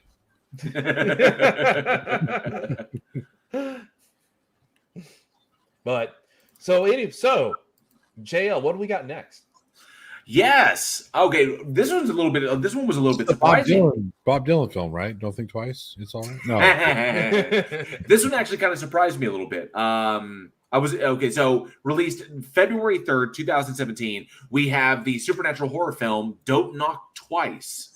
So, Don't Knock Twice, directed by Caradog W. James, and written by Mark Huckerby and Nick Ostler, starring, make sure I get it, Katie Sakhoff, Lucy Boynton, Javier Botet, Nick Moran, and Richard Milan. So, this one really surprised me. So, essentially, the film centers around an urban legend about a supposedly haunted house in the city where anybody who goes to the door and knocks on the door twice, hits the knocker twice, will then be tracked down and taken away, or like stolen away by this evil entity, by the spirit of this lady that killed herself there. And the the daughter of Katie Sakhoff's character. So Jess, Katie Sakhoff plays Jess, and at one point we find out that she gave her daughter up for adoption. And then because she was a drug addict, and then when she gets her act together, she gets clean, she tries to get her daughter back some years later, but the daughter, of course, is having none of it. But supernatural events lead the daughter to reconciling with the mother as she tries to protect her from a gruesome fate at the hands of this demon that comes after people who knock on this door. There's a little bit of a twist, some twists and turns here and there, but altogether, like I said, surprisingly effective film that had some flaws that kind of hit it, and plus, I think a little late to the party when it comes, because they're trying to center this around the Baba Yaga folktale. I was going to ask you a question about that. Yeah. Do you guys think that maybe the Babadook people were just kind of... Wait, Babadook? Yeah, because the Babadook came out, 2014, right? Yeah. No, the Babadook was a Pokemon. And you summoned a Pokemon, and Pokemon was attacking him, and then they had to capture it by... Somebody can't. I'm sorry. I let myself out. Sorry. No, but really, because if you look at the Baba Yaga. Sorry. Sorry. Now we're talking about fucking Pokemon jail. Fucking hell. We're going to take away our horror. They will take our cards away. No, but if you look at no more horror for you. You can only talk about pop culture. God damn it. John Carpenter, what are you doing here? I'm taking this away from you. I'm taking this back. I'm taking this back. And you know what? Give me that koala. But it's not horror. No. Give it to me. No, but if you look at the Babadook and the Baba Yaga, they're similar-ish type monsters. Both stories kind of deal with addiction in a way, or not necessarily addiction, but like mental health issues and whatnot. So there's all maybe that's the reason why this one didn't hit as well. You think maybe dealing with addiction instead of dealing with grief? Right. Okay, so I obviously had a different takeaway coming to the movie. What I got along the lines of was, essentially the stuff that's going on with Katie Sakhoff's character with Jess, and dealing with her past trauma and her addictions, and trying to basically show her daughter that she's past this, and she's trying to reconcile with her daughter, and then her daughter brings this kind of horror into her life, because of what she's done. I saw it as that baggage follows you no matter where you go and no matter what's going on in your life. Mm-hmm. That it was kind of following along those lines, and that baggage can, we do our best in the face of the things that follow us, that no matter what. So yeah, essentially you can say that Jess is literally cannot leave behind the baggage of her addiction, that will continue to haunt her. So she is haunted by her past, and the daughter is haunted by hers, and everyone else doesn't really get them, but they understand each other, because you have this thing that's following you, I have this thing that's following me, and we just cannot shake it. And so these people trying to find each other, and under the weight of the baggage they can't get rid of. So I understand the relationship between the mother and the daughter, but they tied it into, I guess they tried to give it credibility by tying it into the Baba Yaga folktale. And when you look into Baba Yaga, you look into that story. That's a scary story. That's some creepy Eastern European shit, you know. And everything about Eastern Europe is creepy. But I unfortunately, I think that this thing, I think they just kind of threw it in as kind of like, it's you know, this is it, ooh, because it was 2017, and I guess give me 1 second. I need to double check this because I just had a thought. Oh, we know what happens now. Okay, maybe the horror, the director or the writers threw it in there because John Wick came out in 2014. Yeah, and John Wick kind of put Baba Yaga into mainstream talk. People are aware of it all of a sudden. This came out 3 years later, and then all of a sudden but it just seemed throwaway. And like it wasn't used correctly in that respect. Yeah, the supernatural element in this film could have been anything. It could have been the Baba Yaga. It could have been something completely different that they just made up. You know, it could have just been some demon. Yeah, right. It seemed that it was like you're talking about. It's like clout chasing a little bit. And then of course they added the whole like cult perspective. It's like with the weird thing with the necklace, and I thought that was just there were some things that just didn't line up, which was a shame. Which was a really damn shame because trying to force that into it almost made me feel like this thing was kind of like late to the party, like in showing. It was kind of like, well, why do this now? That's what I mean. That's what I'm saying. That's what I was talking about with the whole Babadook business, because it seems as if they were trying to peel off some of that type of success in this film by just ramrodding in this, you know, this Baba Yaga monster. Right. And, and the thing is, I mean, it was just late. Yeah. It was just a weird addendum. They didn't need it. It could have just been some legend that they made up or something, you know, or like some urban legend or whatever. It could have, like John said, it could have been completely made up. So I thought that was a little bit odd. And it's a shame because it's stuff like that. Not to mention there's some areas that were from a technical perspective. From a writing perspective, I think that was a bad choice. From a technical perspective, there were areas of the film that were just too dark. And I understand dark, but you look at a movie like Johnny brought up, like The Babadook. That movie was dark, but not so dark that you can't see what's happening. It was dark enough to cover up what they, you know, to give you, like, trying to show a dark figure in the dark is one thing. And the Babadook did that very, very well. When it's a possibility, wait. Is that furniture or is that it? Is that the thing? Yeah, right. Is that the thing? And then he goes, and it did that beautifully. That was done incredibly well. But in this one, it's dark for no reason. It's just like, look how dark. Even in broad daylight, we're just waking up in the morning. The sun is shining through the screen. Let's move into the next scene. And it is fucking dark. In that house, there is no natural light in that place. And I'm kind of like, what the fuck? So what we're saying is the cause of this horror is a lack of vitamin D. Right. And the worst thing of it was, I don't know if this was the same for y'all, but it was so dark, I kept expecting there to be jump scares. So when there were jump scares, they weren't effective. So I'm sitting here kind of like, oh, it's so dark. Obviously, there's something is going to happen. There's some sort of setup here. Yeah, some sort of setup because it's so dark. Hand somewhere or something, like, you know, it's kind of like The Conjuring, you know, when she's on the steps and in the dark and then the hands come out. And I was like, that was fucking scary, actually. But in this one, it's kind of like, it's so dark all the time. But even in The Conjuring, they juxtaposed those scenes to scenes that actually had light and whatnot in it. So that's what made the dark more effective. You can do so dark that you can't tell what's going on if it's done correctly. If you use it and not abuse it. If you don't make your whole fucking movie just one big black screen with a couple of things that you can kind of see every now and again, if you use it juxtaposed like Insidious did, right? So Insidious did it. Yes. You know what I mean? They had some really dark, and one of the scariest scenes in that movie happens when it's fucking broad daylight outside. There's all kinds of light, and you see fucking Darth Maul say hi. Dude, he was scarier than Darth Maul. So, and the Jordan says, I like it dark, but not 2005 Boogeyman dark. Right. And agreed, absolutely. I thought it was unnecessary, and it kind of took it away. I thought, and of course, when the jump scares did occur, I was kind of like, okay, because you've got me kind of in this mentality where I'm watching this and like I'm fully expecting jump scares at every turn. But no, and this is what was weird is because someone mentioned in the chat, Travis Brown said they must have filmed it cheap if they filmed it dark. But that's what's messed up. It's because there's a lot of things in this movie that work. I thought that there were some brilliant cinematography choices made, especially in the interstitial shots.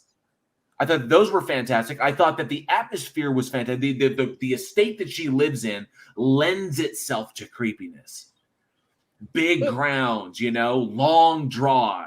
And I was kind of like, when she walks out and she sees the red scarf hanging on the statue, the way that was shot, like that was just brilliant. I thought that was creepy as shit. And then she's out there in the yard, backdropped by this giant estate, by this big ass estate. The small little garden statue, the I guess like it was like a sheep or something like this, has the scarf hanging on it, and then it's like she's dead center, and that was creepy shit. When the exterior lights suddenly dim, because they were on motion trackers or motion activated, so they go on, and then all of a sudden they slowly. That was a creepy moment. Lots of good creepy moments. It seems as if they didn't use their environment. Like they picked this really cool environment, right? It's like, oh, hey, look, set, right? Boom, look at this, right? These fields, look at this house, or look at this, and then it was like, we're gonna give you a quick glance at it, but then we're gonna not use it the way that it could be to really build that suspense, really build that. There's you were talking about. Well, you just felt that the jump scares were coming, and that's a very Hitchcockian thing to do, right? Alfred Hitchcock would show you, right, like the scene in The Birds where you see the gasoline going up the fire going up to the gasoline in the car. Like that's Hitchcock saying, "Hey, this is about to blow up. I'm showing you what's about to scare you, and it's still going to scare you because it's that impending doom." Mm-hmm. But when you do it in a manner that, like in this one here, with the Baba Yaga knowledge, when you do it the way they did it here, it just doesn't work because. It's like, all right, cool. It's going to happen. And you can like count the beats. 1, 2, there it is. Yeah. And they don't effectively use their set design. They don't effectively use their location in order to build and earn those things. They just use, it feels like a cut and paste type thing. Like here, this is where it jumps to, like, we got a formula for what jump scares are supposed to be. We're going to put them in there. And then we're going to try and use a visual thing to make it more scary, but we're going to overdo it because if it works a little bit here, it must work a lot here, and that's kind of what that is not the case. It's the best jump scares in films. A lot of them few and far in between. You're not getting the cheap payoff jump scare where it's like the cat comes out of nowhere, you never see a cat again. Talking about you, Darkness Falls. The fucking cat that lands on the car is one of the stupidest things I've ever seen. Like the cat's never seen again. But when you're trying to craft good jump scares, few, far in between, just let this atmosphere itself be this tense on it. So you get a sense where you never really relax. Like when you watch Hereditary, you never really relax when watching Hereditary. But Hereditary, has like maybe 2 jump scares the entire film on it. So you can have jump scares, and I'm all for jump scares, but really plan them out. Subvert the audience expectations, but not in the cheap, cheesy way. That's how you do good jump scares in a film. Jump scares only work if you lull your audience into either a false sense of security by putting in injecting some humor or some light-hearted part in between, or like in Insidious where they juxtapose the jump scare with lipstick face and it's light out, or Exorcist 3 when it draws on long to the point where you're like, okay, it's gone too long, nothing's going to happen, and then there it is. And then instead of being like in your face jump scare, it's like the zoom into the very there's nothing violent, and it literally it's like Alien. When Dallas is going through the through the vent shafts, and he turns around, you've got 6 frames of hands coming out, and that's it. Yeah, that was perfect. That's the perfect example of that. The Hitchcock way of telling you that shit's about to happen. It's going to happen. That beep, right? Beep, beep is getting closer and closer. Like, hey, that's so good. That is how you build suspense. That is how you build tension. You know what's going to happen. You know what's going to happen. You know the monster's going to attack. You don't quite know when, though. Even though you're hearing this beeping telling you it's getting closer, and your mind says, hey, the faster those beeps are, the closer the monster's going to get. And that shit still scares the piss out of people to this day who have seen the movie multiple times. Yeah. Because it is done so well. They build that up. They earn They earn that scare. Tony Regimes' best jump scare is the hospital scene in American Werewolf in London, and that was fully lit. Fully lit. He was like, yeah, that got me. And then media says my ass nearly climbed up my throat at that point in Exorcist 3. That would still gets me to this time because it's difficult for me to predict. It's like I know it's coming. I know it's coming. Oh God. And it just, I still again, that's one where they lull you into a false sense of security. Like, what could happen? We're in the middle of the hospital. He's obviously, and then no, boom, here it is. You know what I mean? Yeah. They earn it. These. Go ahead, Eugene. Yeah, they really do. Because one of the things that makes that jump scare so good that you don't see a lot with jump scares today is in Exorcist 3. It's the zoom. It pulls you. Right. So you're comfortable. You're sitting, because a lot of times jump scares go at the camera, like they want to come at you. This one go. It pulls you in, and the jump scare goes across the frame on it. That's why it's so good. You can't look away. Well, there's so many things that make it good. Yes, like what you're saying, it's definitely they're grabbing your attention. Your attention is forced to be where they want it to be. Where the director wants that your attention, that's exactly where it's going to go. And they earn it because they build that suspense, that long shot. They build it, they earn it. And that's something that you don't really get with Don't Knock Twice. There's no real earning of the scares. That's why I really didn't particularly care for this one. They in my opinion, I would say they sold the real because I love Katie Sakhoff. She's an amazing actress, and I have not seen, especially because she followed this one up immediately with Oculus. And I thought she was fantastic in that film. That really, truly made use of everything but the beginning. That's Mike Dougherty. Flanagan. Oh, Mike Flanagan. Sorry, that's Mike Flanagan who directed that. And of course, everything he touches is just fucking brilliant. So, Hush and everything he's got going. But that's a director that knows exactly how to utilize everything that he has around him to the best effect possible. And so, I thought this one sold the relationship on the strength of Katie Sakhoff's performance, and just want to make sure and Lucy Boynton's performance, Chloe and Jessica's their relationship as the estranged mother and daughter trying to overcome 9 years of separation as a result of her actions. I thought they sold that better. I was more invested in their relationship than I was in the scary events going around. Just because, of that misuse. And media brings up, you have to modulate your fear and your anxiety. If you hold those psychological triggers down too long, it just stops working. You have to have peaks and relief points. If you just keep going like, I understand the tension without release, but you recognize, and media's got a good point, you recognize why you don't see tension without release used all the time. Typically, you save that for like one of your big moments. Yeah. And that's why it works to that great effect, because you only get it once or twice. Tensing that muscle to the point that you start shaking and then releasing. I get that. And then that works. It's one of the only things is this. As much as I enjoyed House of a Thousand Corpses, just for the sheer lunacy of it, and I know Johnny hates it, one of the brilliant moments of that movie, and one of the only brilliant moments of that movie, was the tension without release scene when Otis has the deputy at gunpoint. And he's got the gun in his face, and then the camera is on that, and the camera just pulls. And just lets that lingering moment last. And you're with the deputy. The psycho's got the gun in your face. Is he going to pull the trigger? And it just keeps going. Yes, and he does. And Go ahead. Sorry. Well, I mean, but that they won't pull the trigger necessarily. He's the last one alive, so maybe they're going to torture the living shit out of him. And his agony will be prolonged. So we're with the deputy in waiting for the decision to be made, and we're also with Otis waiting, just like, what am I going to do with this guy? Fuck it, shoot him. And I think it's ruined. That was a smart moment. That's why I happen to like that scene a lot, because it's like, Zombie, whether he took inspiration from somewhere else or not, he managed to hit that, and he did it well. And he only did it once in that film. I was distracted by somebody in the side chat. There's a conversation going on about Poltergeist, and somebody said something about, we'll wonder what happened. We'll never know what happened what would happen if Steven Spielberg directed that film. Steven Spielberg directed that film. Okay. Yeah. He didn't get credit for it. He couldn't take credit for it because of DGA. Okay. Yeah. So he directed that film.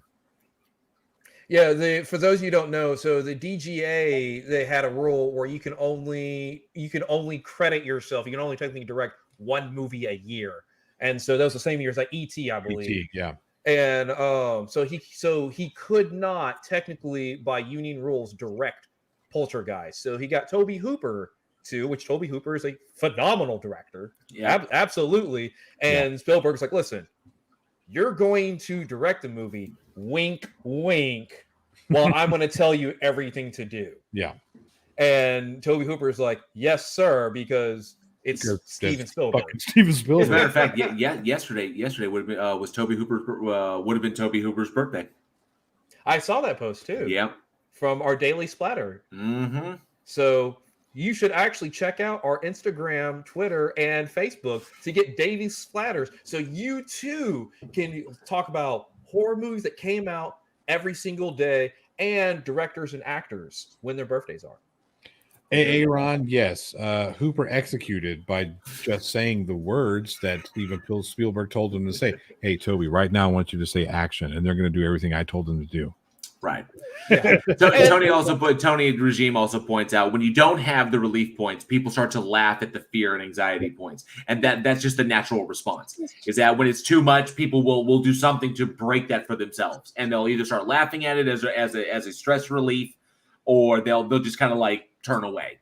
You know, just be like, I'm not, or they'll lose interest. So that's what's important. That's what's important about that. But I want to ask, given that I think that this movie was strong on the acting, that Katie Sakhoff was amazing in it, and that her relationship with the Jess's relationship with Chloe, I thought was brilliant and was the stronger point of the movie. There were some good cinematography when it came to the horror movie. I like the design of the monster, although it was different because they got Javier Botet. We've talked about Botet's performances in other films where he's played, like he was in Mama. He was the end demon thing in Wreck.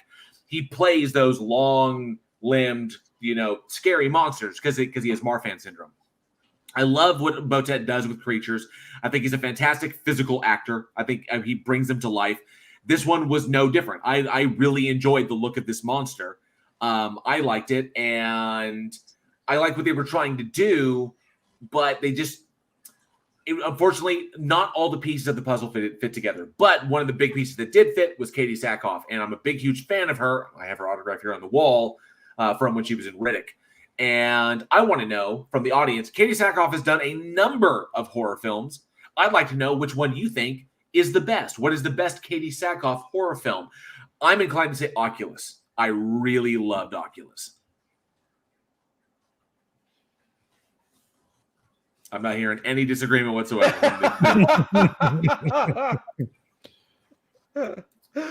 Yeah, I mean, do we have to disagree with you, or can we just say no? Because I mean, if you remember, she was in Halloween Resurrection, and she was in White Noise, or White Noise 2, technically, with the one with Nathan Fillion. I'm fine with Oculus. Yeah. Haunting in Connecticut too. So, I mean, she's got a number under her belt. I didn't like Haunting in Connecticut 1, so. All right. So, we do have one more to talk about, and definitely let us know what your answer to that is in the comments below or in the live chat or, weekinhorror@gmail.com. Yep. And then, of course, Johnny, take us away with another one that was kind of surprising, in my opinion. You may have hated it. I mean, you hate everything. I don't hate everything, JL. I just hate Treat Williams and this fucking movie. You hated this? You really? I mean, you hated this one? I didn't. Okay. No. I mean, if you did, the film is polarizing as shit. Okay. I look. I didn't hate the film overall. I don't like found footage films. Number one. Okay. So just that right there was already especially the ultra shaky shit. Yeah. Right. Right. But this movie is perfectly titled, by the way, because it's about nothing. It's The Nothing from 2018, starring Who Gives a Fuck, written and directed by nobody. So Come on, angry. this is Clayton Director is Thompson. Clayton Come on. Thompson, writer Clayton Thompson, stars Clayton Thompson, Katie Atkins, and Scott T. Teller. That's all you need to know because there's shit. I'm kidding. I'm sorry. I'm going over the top. I'm just going over the top. I'm being over the top. No, I didn't like this movie, and I'm going to give the setup. Do we really need 20 minutes whinging about some asshole who's going to go fucking camping for 6 days? Are you fucking kidding me? Like, this is some huge existential crisis. I'm going to go camping. Okay. Go camping. See you in a week. The end. No shit. It's this huge. I'm having this existential crisis about whether or not I should go camping or not. Go fuck yourself and don't go camping. For fuck's sake.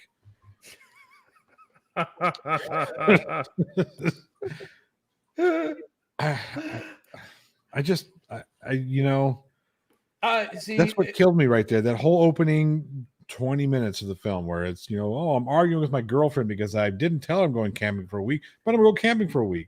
Fuck off. Well, I mean, go camp. See, when it comes to found footage in it, found footage is always, it's a really, really hard sell. Yes. And there are some good found footage films. Wreck, you got the first Paranormal Activity. You got Grave Encounters. Those are all good films. I like to push that where you can get some really creative stuff. Wreck and Grave Encounters did some really creative stuff with especially like some of the jump scares and stuff like that that pop out in that found footage style. But overall, just the regular basic cinematography, it's just hard to watch.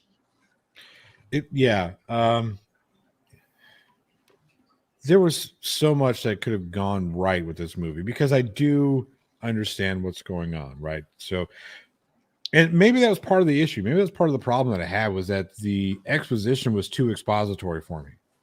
It just took you out because it was so long. Because okay, cool. All right. So you basically just told me everything I needed to know about the film in the first 20 minutes of the movie. I know exactly what's going to happen. I know I'm not going to spoil it for you, but I know what's going to happen by the end of the film.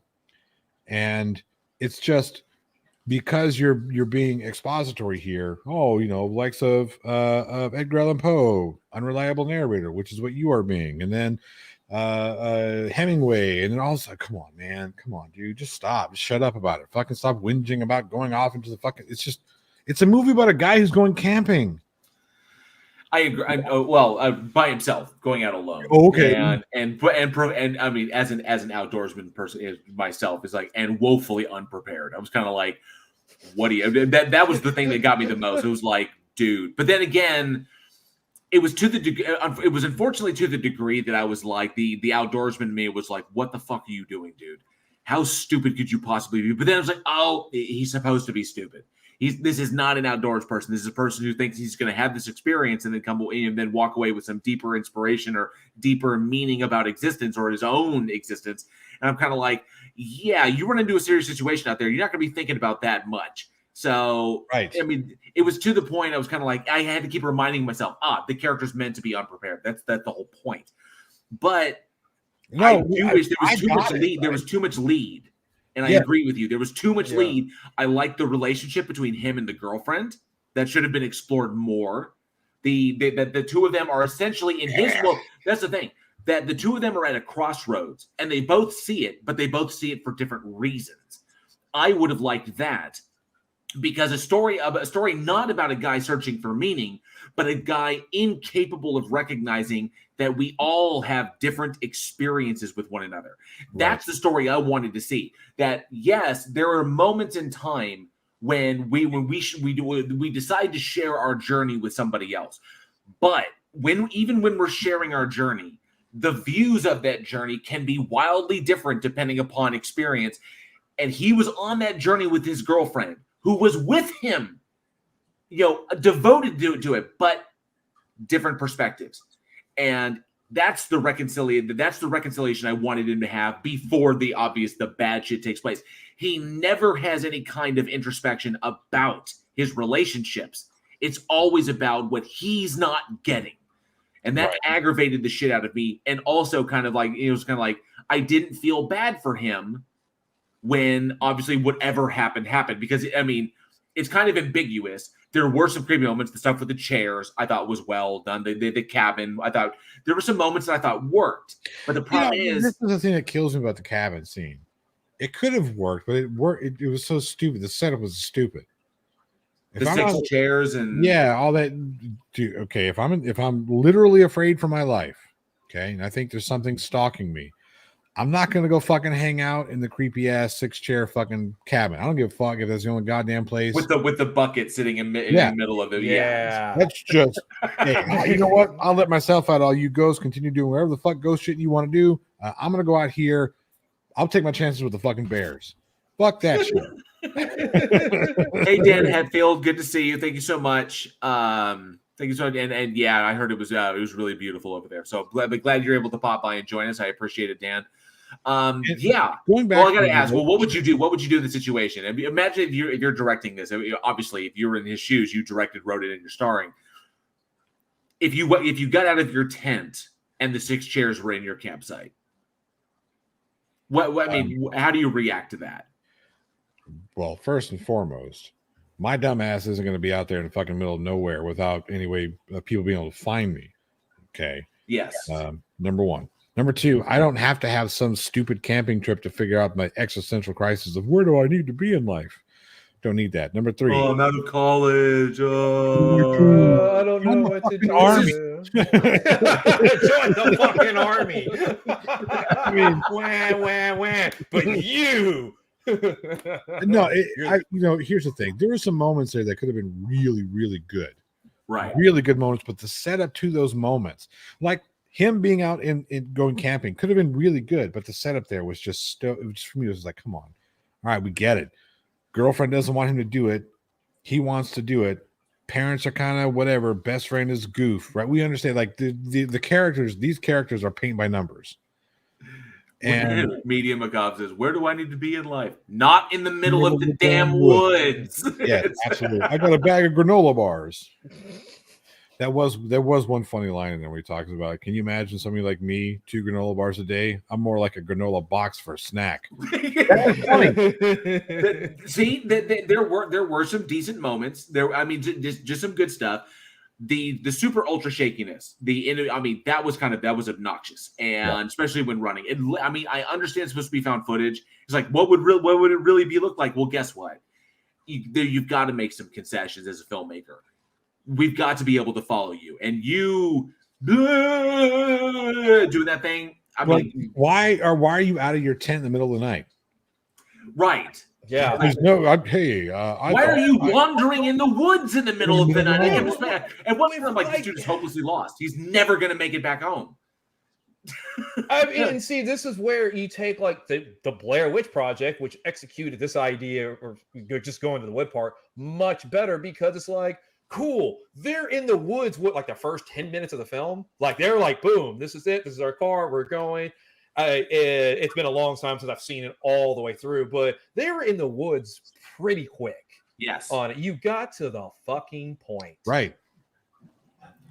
And I think the casting wise, I would have recast the best friend. I thought he was just obnoxious and kind of took away, and just I would have done something a little. Huh? He was a distraction. I understand. He was a distraction. Yeah. Like, again, it was really heavy-handed. It was very paint by numbers. Like, this guy is supposed to be the comic relief. Like, why do I need comic relief out of a throwaway character? Right. Because essentially, if he's there, if he's not in the movie, what do we lose? Not a goddamn thing. Yeah. No, I mean, as a matter of fact, even when they're supposed to be like having a moment, he's just taking away from, like, when he finds the video, or the SD card that they wanted to play for him. He plays it when he's in his, having this dark moment. Yeah. So he plays this moment from his girlfriend, and she's like, we're thinking about you, like this one. It's supposed to be really, really heartfelt, and he just takes away from that. And I'm kind of like, it not well cast, not well performed. I think it was the wrong take. Whatever the choices that actor made, I didn't agree with it all. I was kind of like, we don't need you. He really is a throwaway character. If he is not in the movie, we lose nothing. I think, and I would have loved to have seen more character depth. The character wasn't deep. The character had no introspection about his own life, no introspection about the kind of the idea of like looking into the void and the void looks back once if you look long enough and the void looks back. Essentially looking into himself is what he should have been doing. Yeah. And then juxtaposed and then hastened by the fear he has of being out there. It was a missed opportunity to have where a guy essentially where a guy's attempt to look into himself descends into his insanity. And then no confirmation that anything was going on around him at the time, but how at times we can be our own worst enemy. That's a better story. Right. Was the missed opportunity. The point of the best friend character was supposed to be to help, right? Because at the end of the day, this movie is about an existential crisis that this kid is having. Where do I fit in the world? Which is really cool. And I can understand that. I get it, right? But the build for that, they mention his parents, but his parents aren't really, there's 2 scenes with his dad. Hey, Dad, can I talk to you about your work? No, we need that's what we need, because that's part of what's causing his existential crisis. The part of the reason you're out here. Yeah, right. Yeah, right. The bullshit that's going on with your friend who's a goofy fucking guy. Nobody gives a shit. He could be the one that, 2, 3, 4 lines or whatever.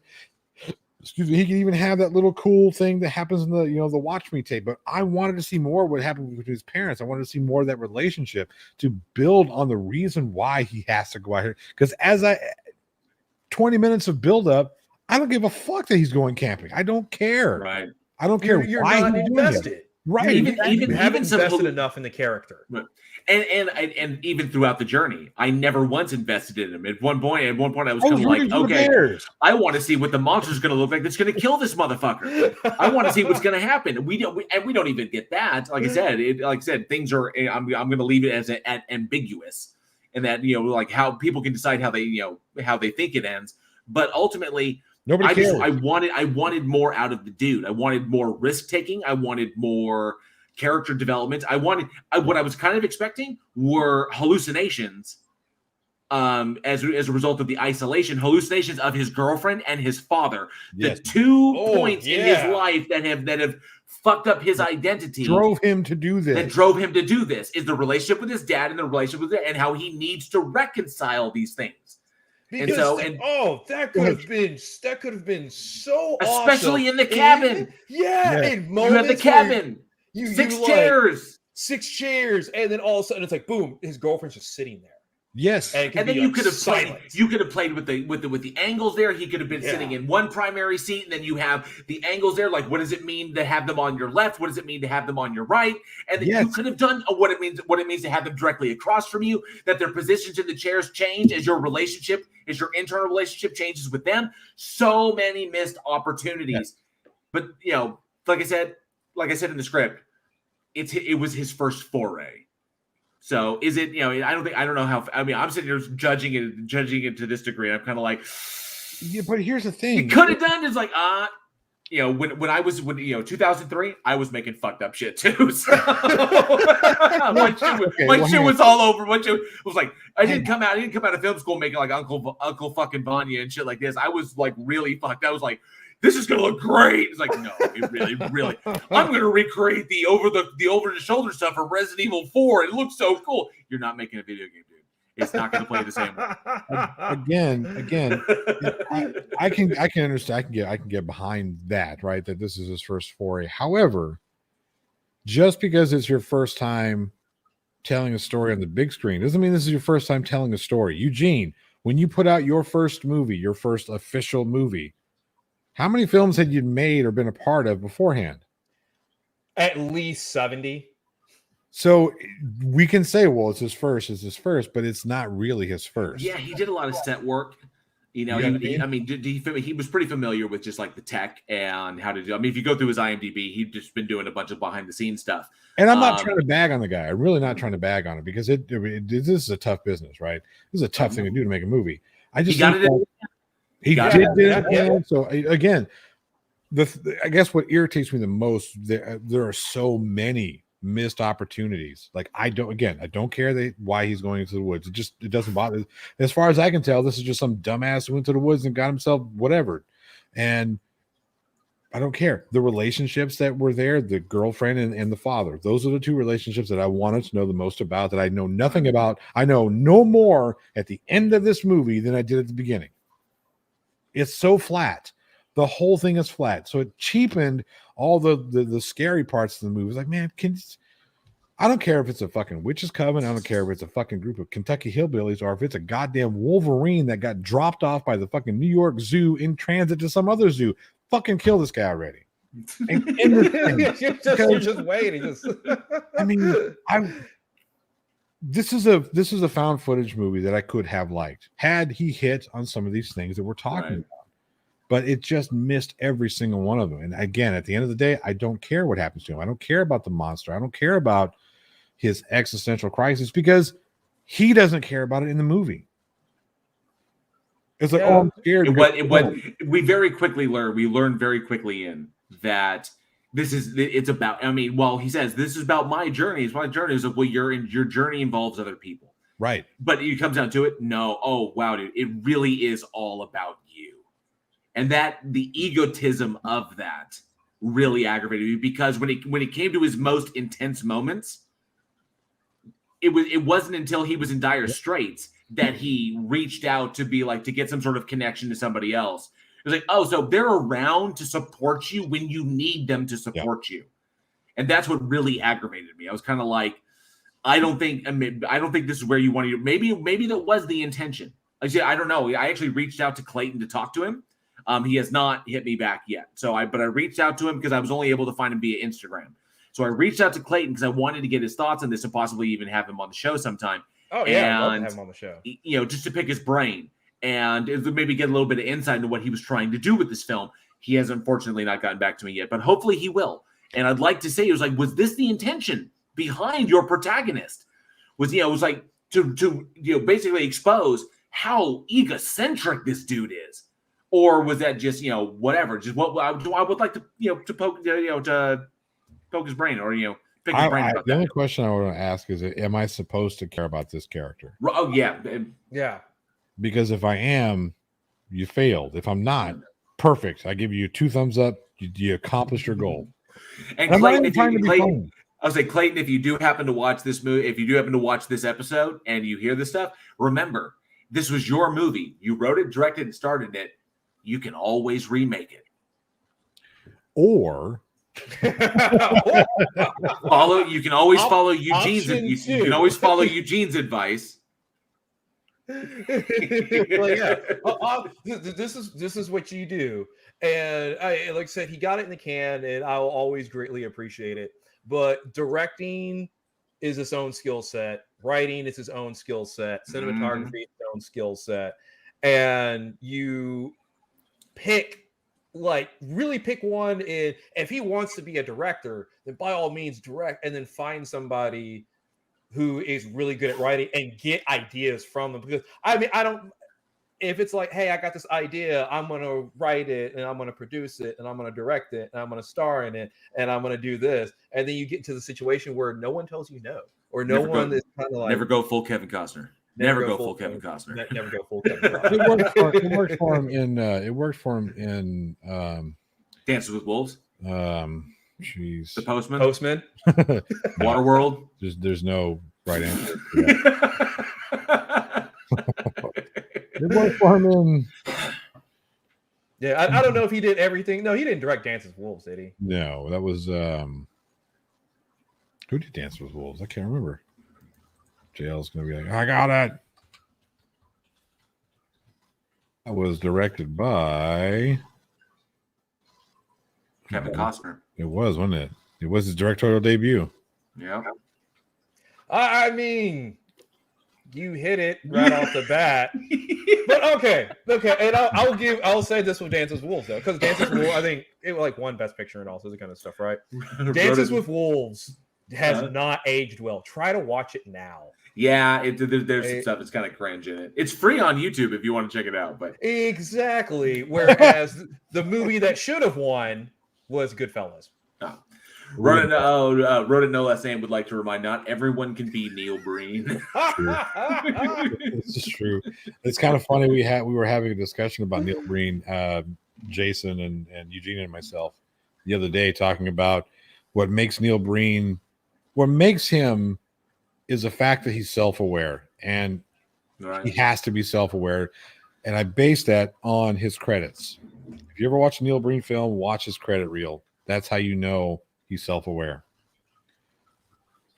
But no, so Don made a point about, he said IMDb says the budget was $5,000. Would say he did an efficient job on the budget, getting y'all to talk about it. That's JL's fault. Okay, he made me watch this movie. If they get, we always say in Week in Horror, we always say if they get it in the can, that is a huge triumph. It really is. It really is. This is tough. It really is a tough thing to do. Right. But what I was going to say is, Eugene, I don't know about you, but JL sent me to some porn website to watch this shit. I mean, he's like, here, go to this. No, it wasn't. There was just those. That was the bad first link. That was the bad first link. The second link was much better. Yeah. Maybe the first link was better. Maybe the first link was better. Whatever. I mean, I understand it was one of those ones with the pop-ups, but it's the only place it's available, and Clayton wouldn't get back to me. I always go to the director if I can't find it and be like, hey, we're looking to do this movie. Is there a place that I could buy it, or is there a place that we could watch it? And so red flag number one. well, that's the thing. It was on Amazon Prime. It was on Amazon Prime. It just we missed it by like 3 weeks. I see. Yeah. So also, I want to say hi to I saw her pop in. Dawn is in the house. Where did I see her? Dawn Warner's in the house. Good to see you, Dawn. And I see that, and I saw Dan Hetfield. That's how you pop in. And then, of course, Beaver C is in the house as well. Good to see y'all. Fantastic. Bad link. We all have that. Yes, NANA. I'm just saying. The question, well, and the Jordan asked the most important question.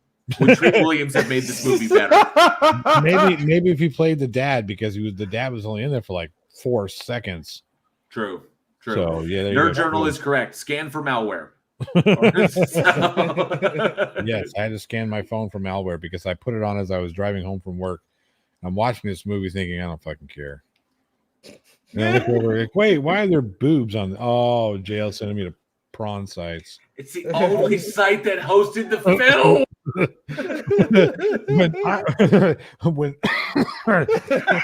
Pornhub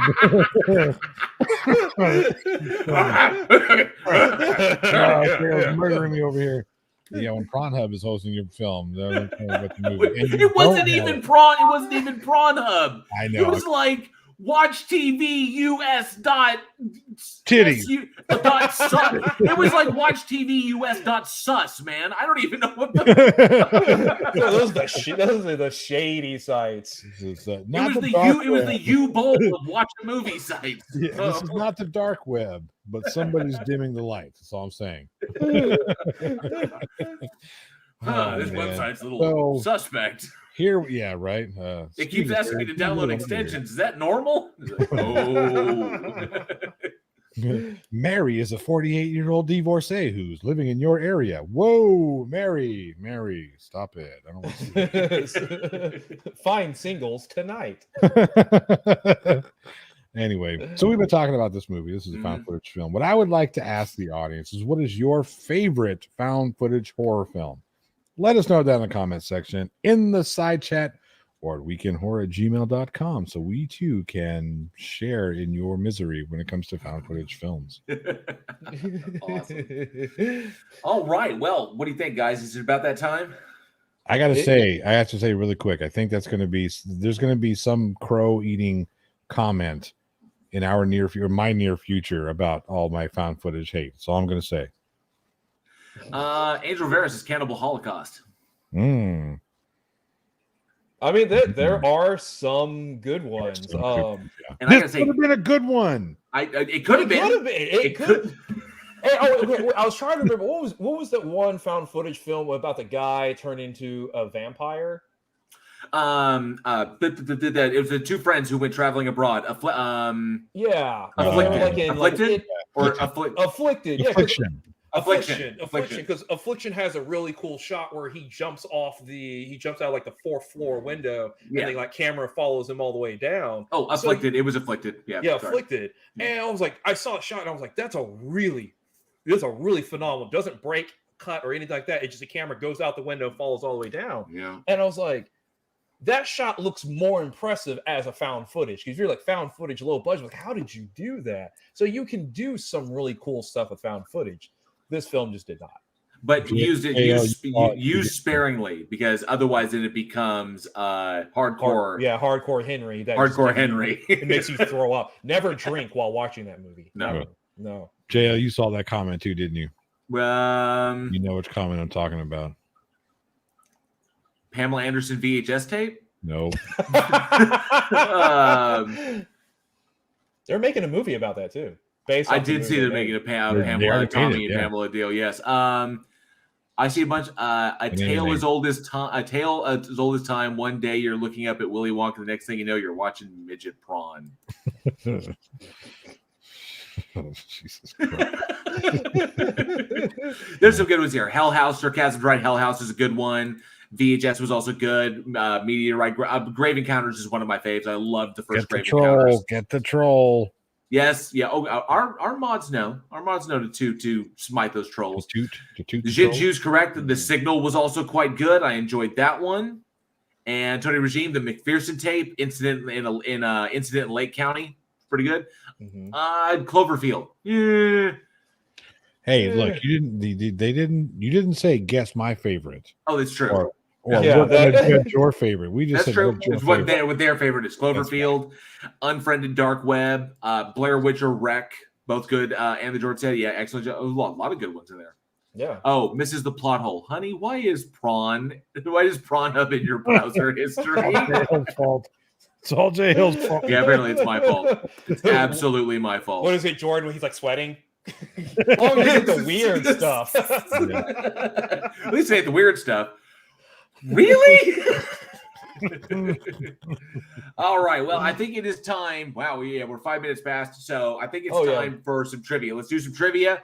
We're giving away, like I said at the beginning, a Week in Horror pint glass. Those things look amazing. And I put the season one or the limited edition artwork from our first T-shirt on it. They look great. We've already had some people to win some. So if you win this, if you get this correct, if you beat Aaron Reese, then you will get a Week in Horror pint glass if he decides to play. So Eugene, take it away. Aaron Reese says he is abstaining. He is abstaining. Okay. All right. So he's giving other people a chance. All right. The trivia question is, what film did the progressive rock band Goblin first collaborate with Dario Argento on? So I'll say it again. What film did the progressive rock band Goblin first collaborate with Dario Argento on? Don't you mean Neil Bog? Troll 2. Let's see. So wait, I've got the live chat pulled up. Angel Rivera says Labyrinth. No, not correct. Tony Regime says Grease 2. A horror film, but not that horror film. Not that. God, the movie was bad. That movie was so bad. Yeah, we never needed Grease. Week in Horror pint glass, the brand new pint glass that we added to the store, is up for grabs for the correct answer to this trivia question. I know. And George said Oliver? No, not Oliver. Travis Brown said Dawn of the Dead. Nope, not Dawn of the Dead. Angel Rivera said Deep Red. Yes. Congratulations. Oh yeah, I missed it. Oh, I wasn't. Congratulations to Angel Rivera. You are correct. Deep Red is the name of that movie. We would also have accepted. Which one? What the other names? We would have also accepted The Hatchet Murders or Profondo Rosso. I'm totally mispronouncing it because I don't speak Italian. But Profondo Rosso, The Hatchet Murders, or Deep Red is the correct answer. Congratulations, Angel Rivera. I think the first time to win something. Yeah. So, Angel Rivera, let me make sure I got that down. Angel, be sure to get your shipping details to us. You can get them to us via Discord. Just message one of us directly and get us your shipping details, or hit us up, weekinhorror@gmail.com. We will get your pint glass printed and sent out to you ASAP. What were some of the other answers here? Yay, it's Angel's first. We broke Angel's cherry with the trivia. Awesome. Yay. Let's see. You wrote another name. Treat Williams and Katie Sakhoff stars in Torgo, The Knees of Fate. Yeah. Tony Regime, legend. No. Aaron did know this. Aaron knew this one. Of course he did. Beaver C said Annie. Chris Durham said Sisterhood of the Traveling Pantsuit. And the Jordan said Google Fuel failed me. Wow. But congratulations to Angel Rivera. I'm so glad we were able to get you your very first trivia prize. Get us those shipping details, and I'll get that pint glass printed and sent to you ASAP. All right, and that is going to bring another episode of Week in Horror to a close. Thank you all so much for listening, and we truly hope you enjoyed the show. Join us next week as we look back at the intriguing adaptation of Stephen King's The Night Flyer, Lucky McKee's beautifully twisted May, the 1932 legendary classic Freaks, and the polarizing remake of The Wolf Man with Benicio del Toro. We'd like to send a special shout out to all of our amazing patrons who continue to help us make Week in Horror the incredible success that it has become. Thank you all so much. You can see your names in the banner down below. We love each and every single one of you. Be sure to stop by Joshua Olsen's store, www.badsamurai.com. He does all of the amazing artwork that you see on the show for our season covers and for our limited edition artworks. Check out that show, check out his shop, and see all the designs he has. They're incredible. For more horror fun, be sure to check out the socials. All the links are down below. Check out our Daily Splatter on Facebook, Instagram, and Twitter. And check out Digital Darkness, our new gaming channel, which is hosted by Alien X Gaming. And please comment, like, and subscribe down below. Smash that bell as if you're someone's #1 fan for all the latest updates. Those interactions really do help us appease the insatiable hunger of our dark god called algorithm. Ugh, things that make you go, it's a scary guy. And lastly, if you truly love what we do here and would like and are able to support the production, you can through our Patreon. We have tiers as low as $1 a month. That is lower than U-Bowl will sink to make a horror movie. Higher tiers get early and special after dark access, bonus content, monthly horror movies, and it can even join us as special guest judges on our Bloodbath debates. But if Patreon is not your modus operandi, you can always support us directly through our PayPal. Links to everything, including our Discord community, where you can find film recommendations, the trailers for all the movies we talk about here, trivia games, horror watch parties, and even interact directly with me, because no one else ever shows up. It's always just me. Are in the description below. As a they're too busy. I make time because I love you all. He makes time because he have a goddamn job. You ain't got no job, Tommy. You only know this because you read from a card. This man reads from a card. As always, sharing this show with the fans in your local horror community is the absolute best way to help further our goals of global horror domination. Thank you all so much for being the greatest audience a podcast could possibly have. I am JL. I'm some fat guy. Just say your fucking name. Your fucking name. I'm Eugene. We'll see you all next week. And as always, stay scared.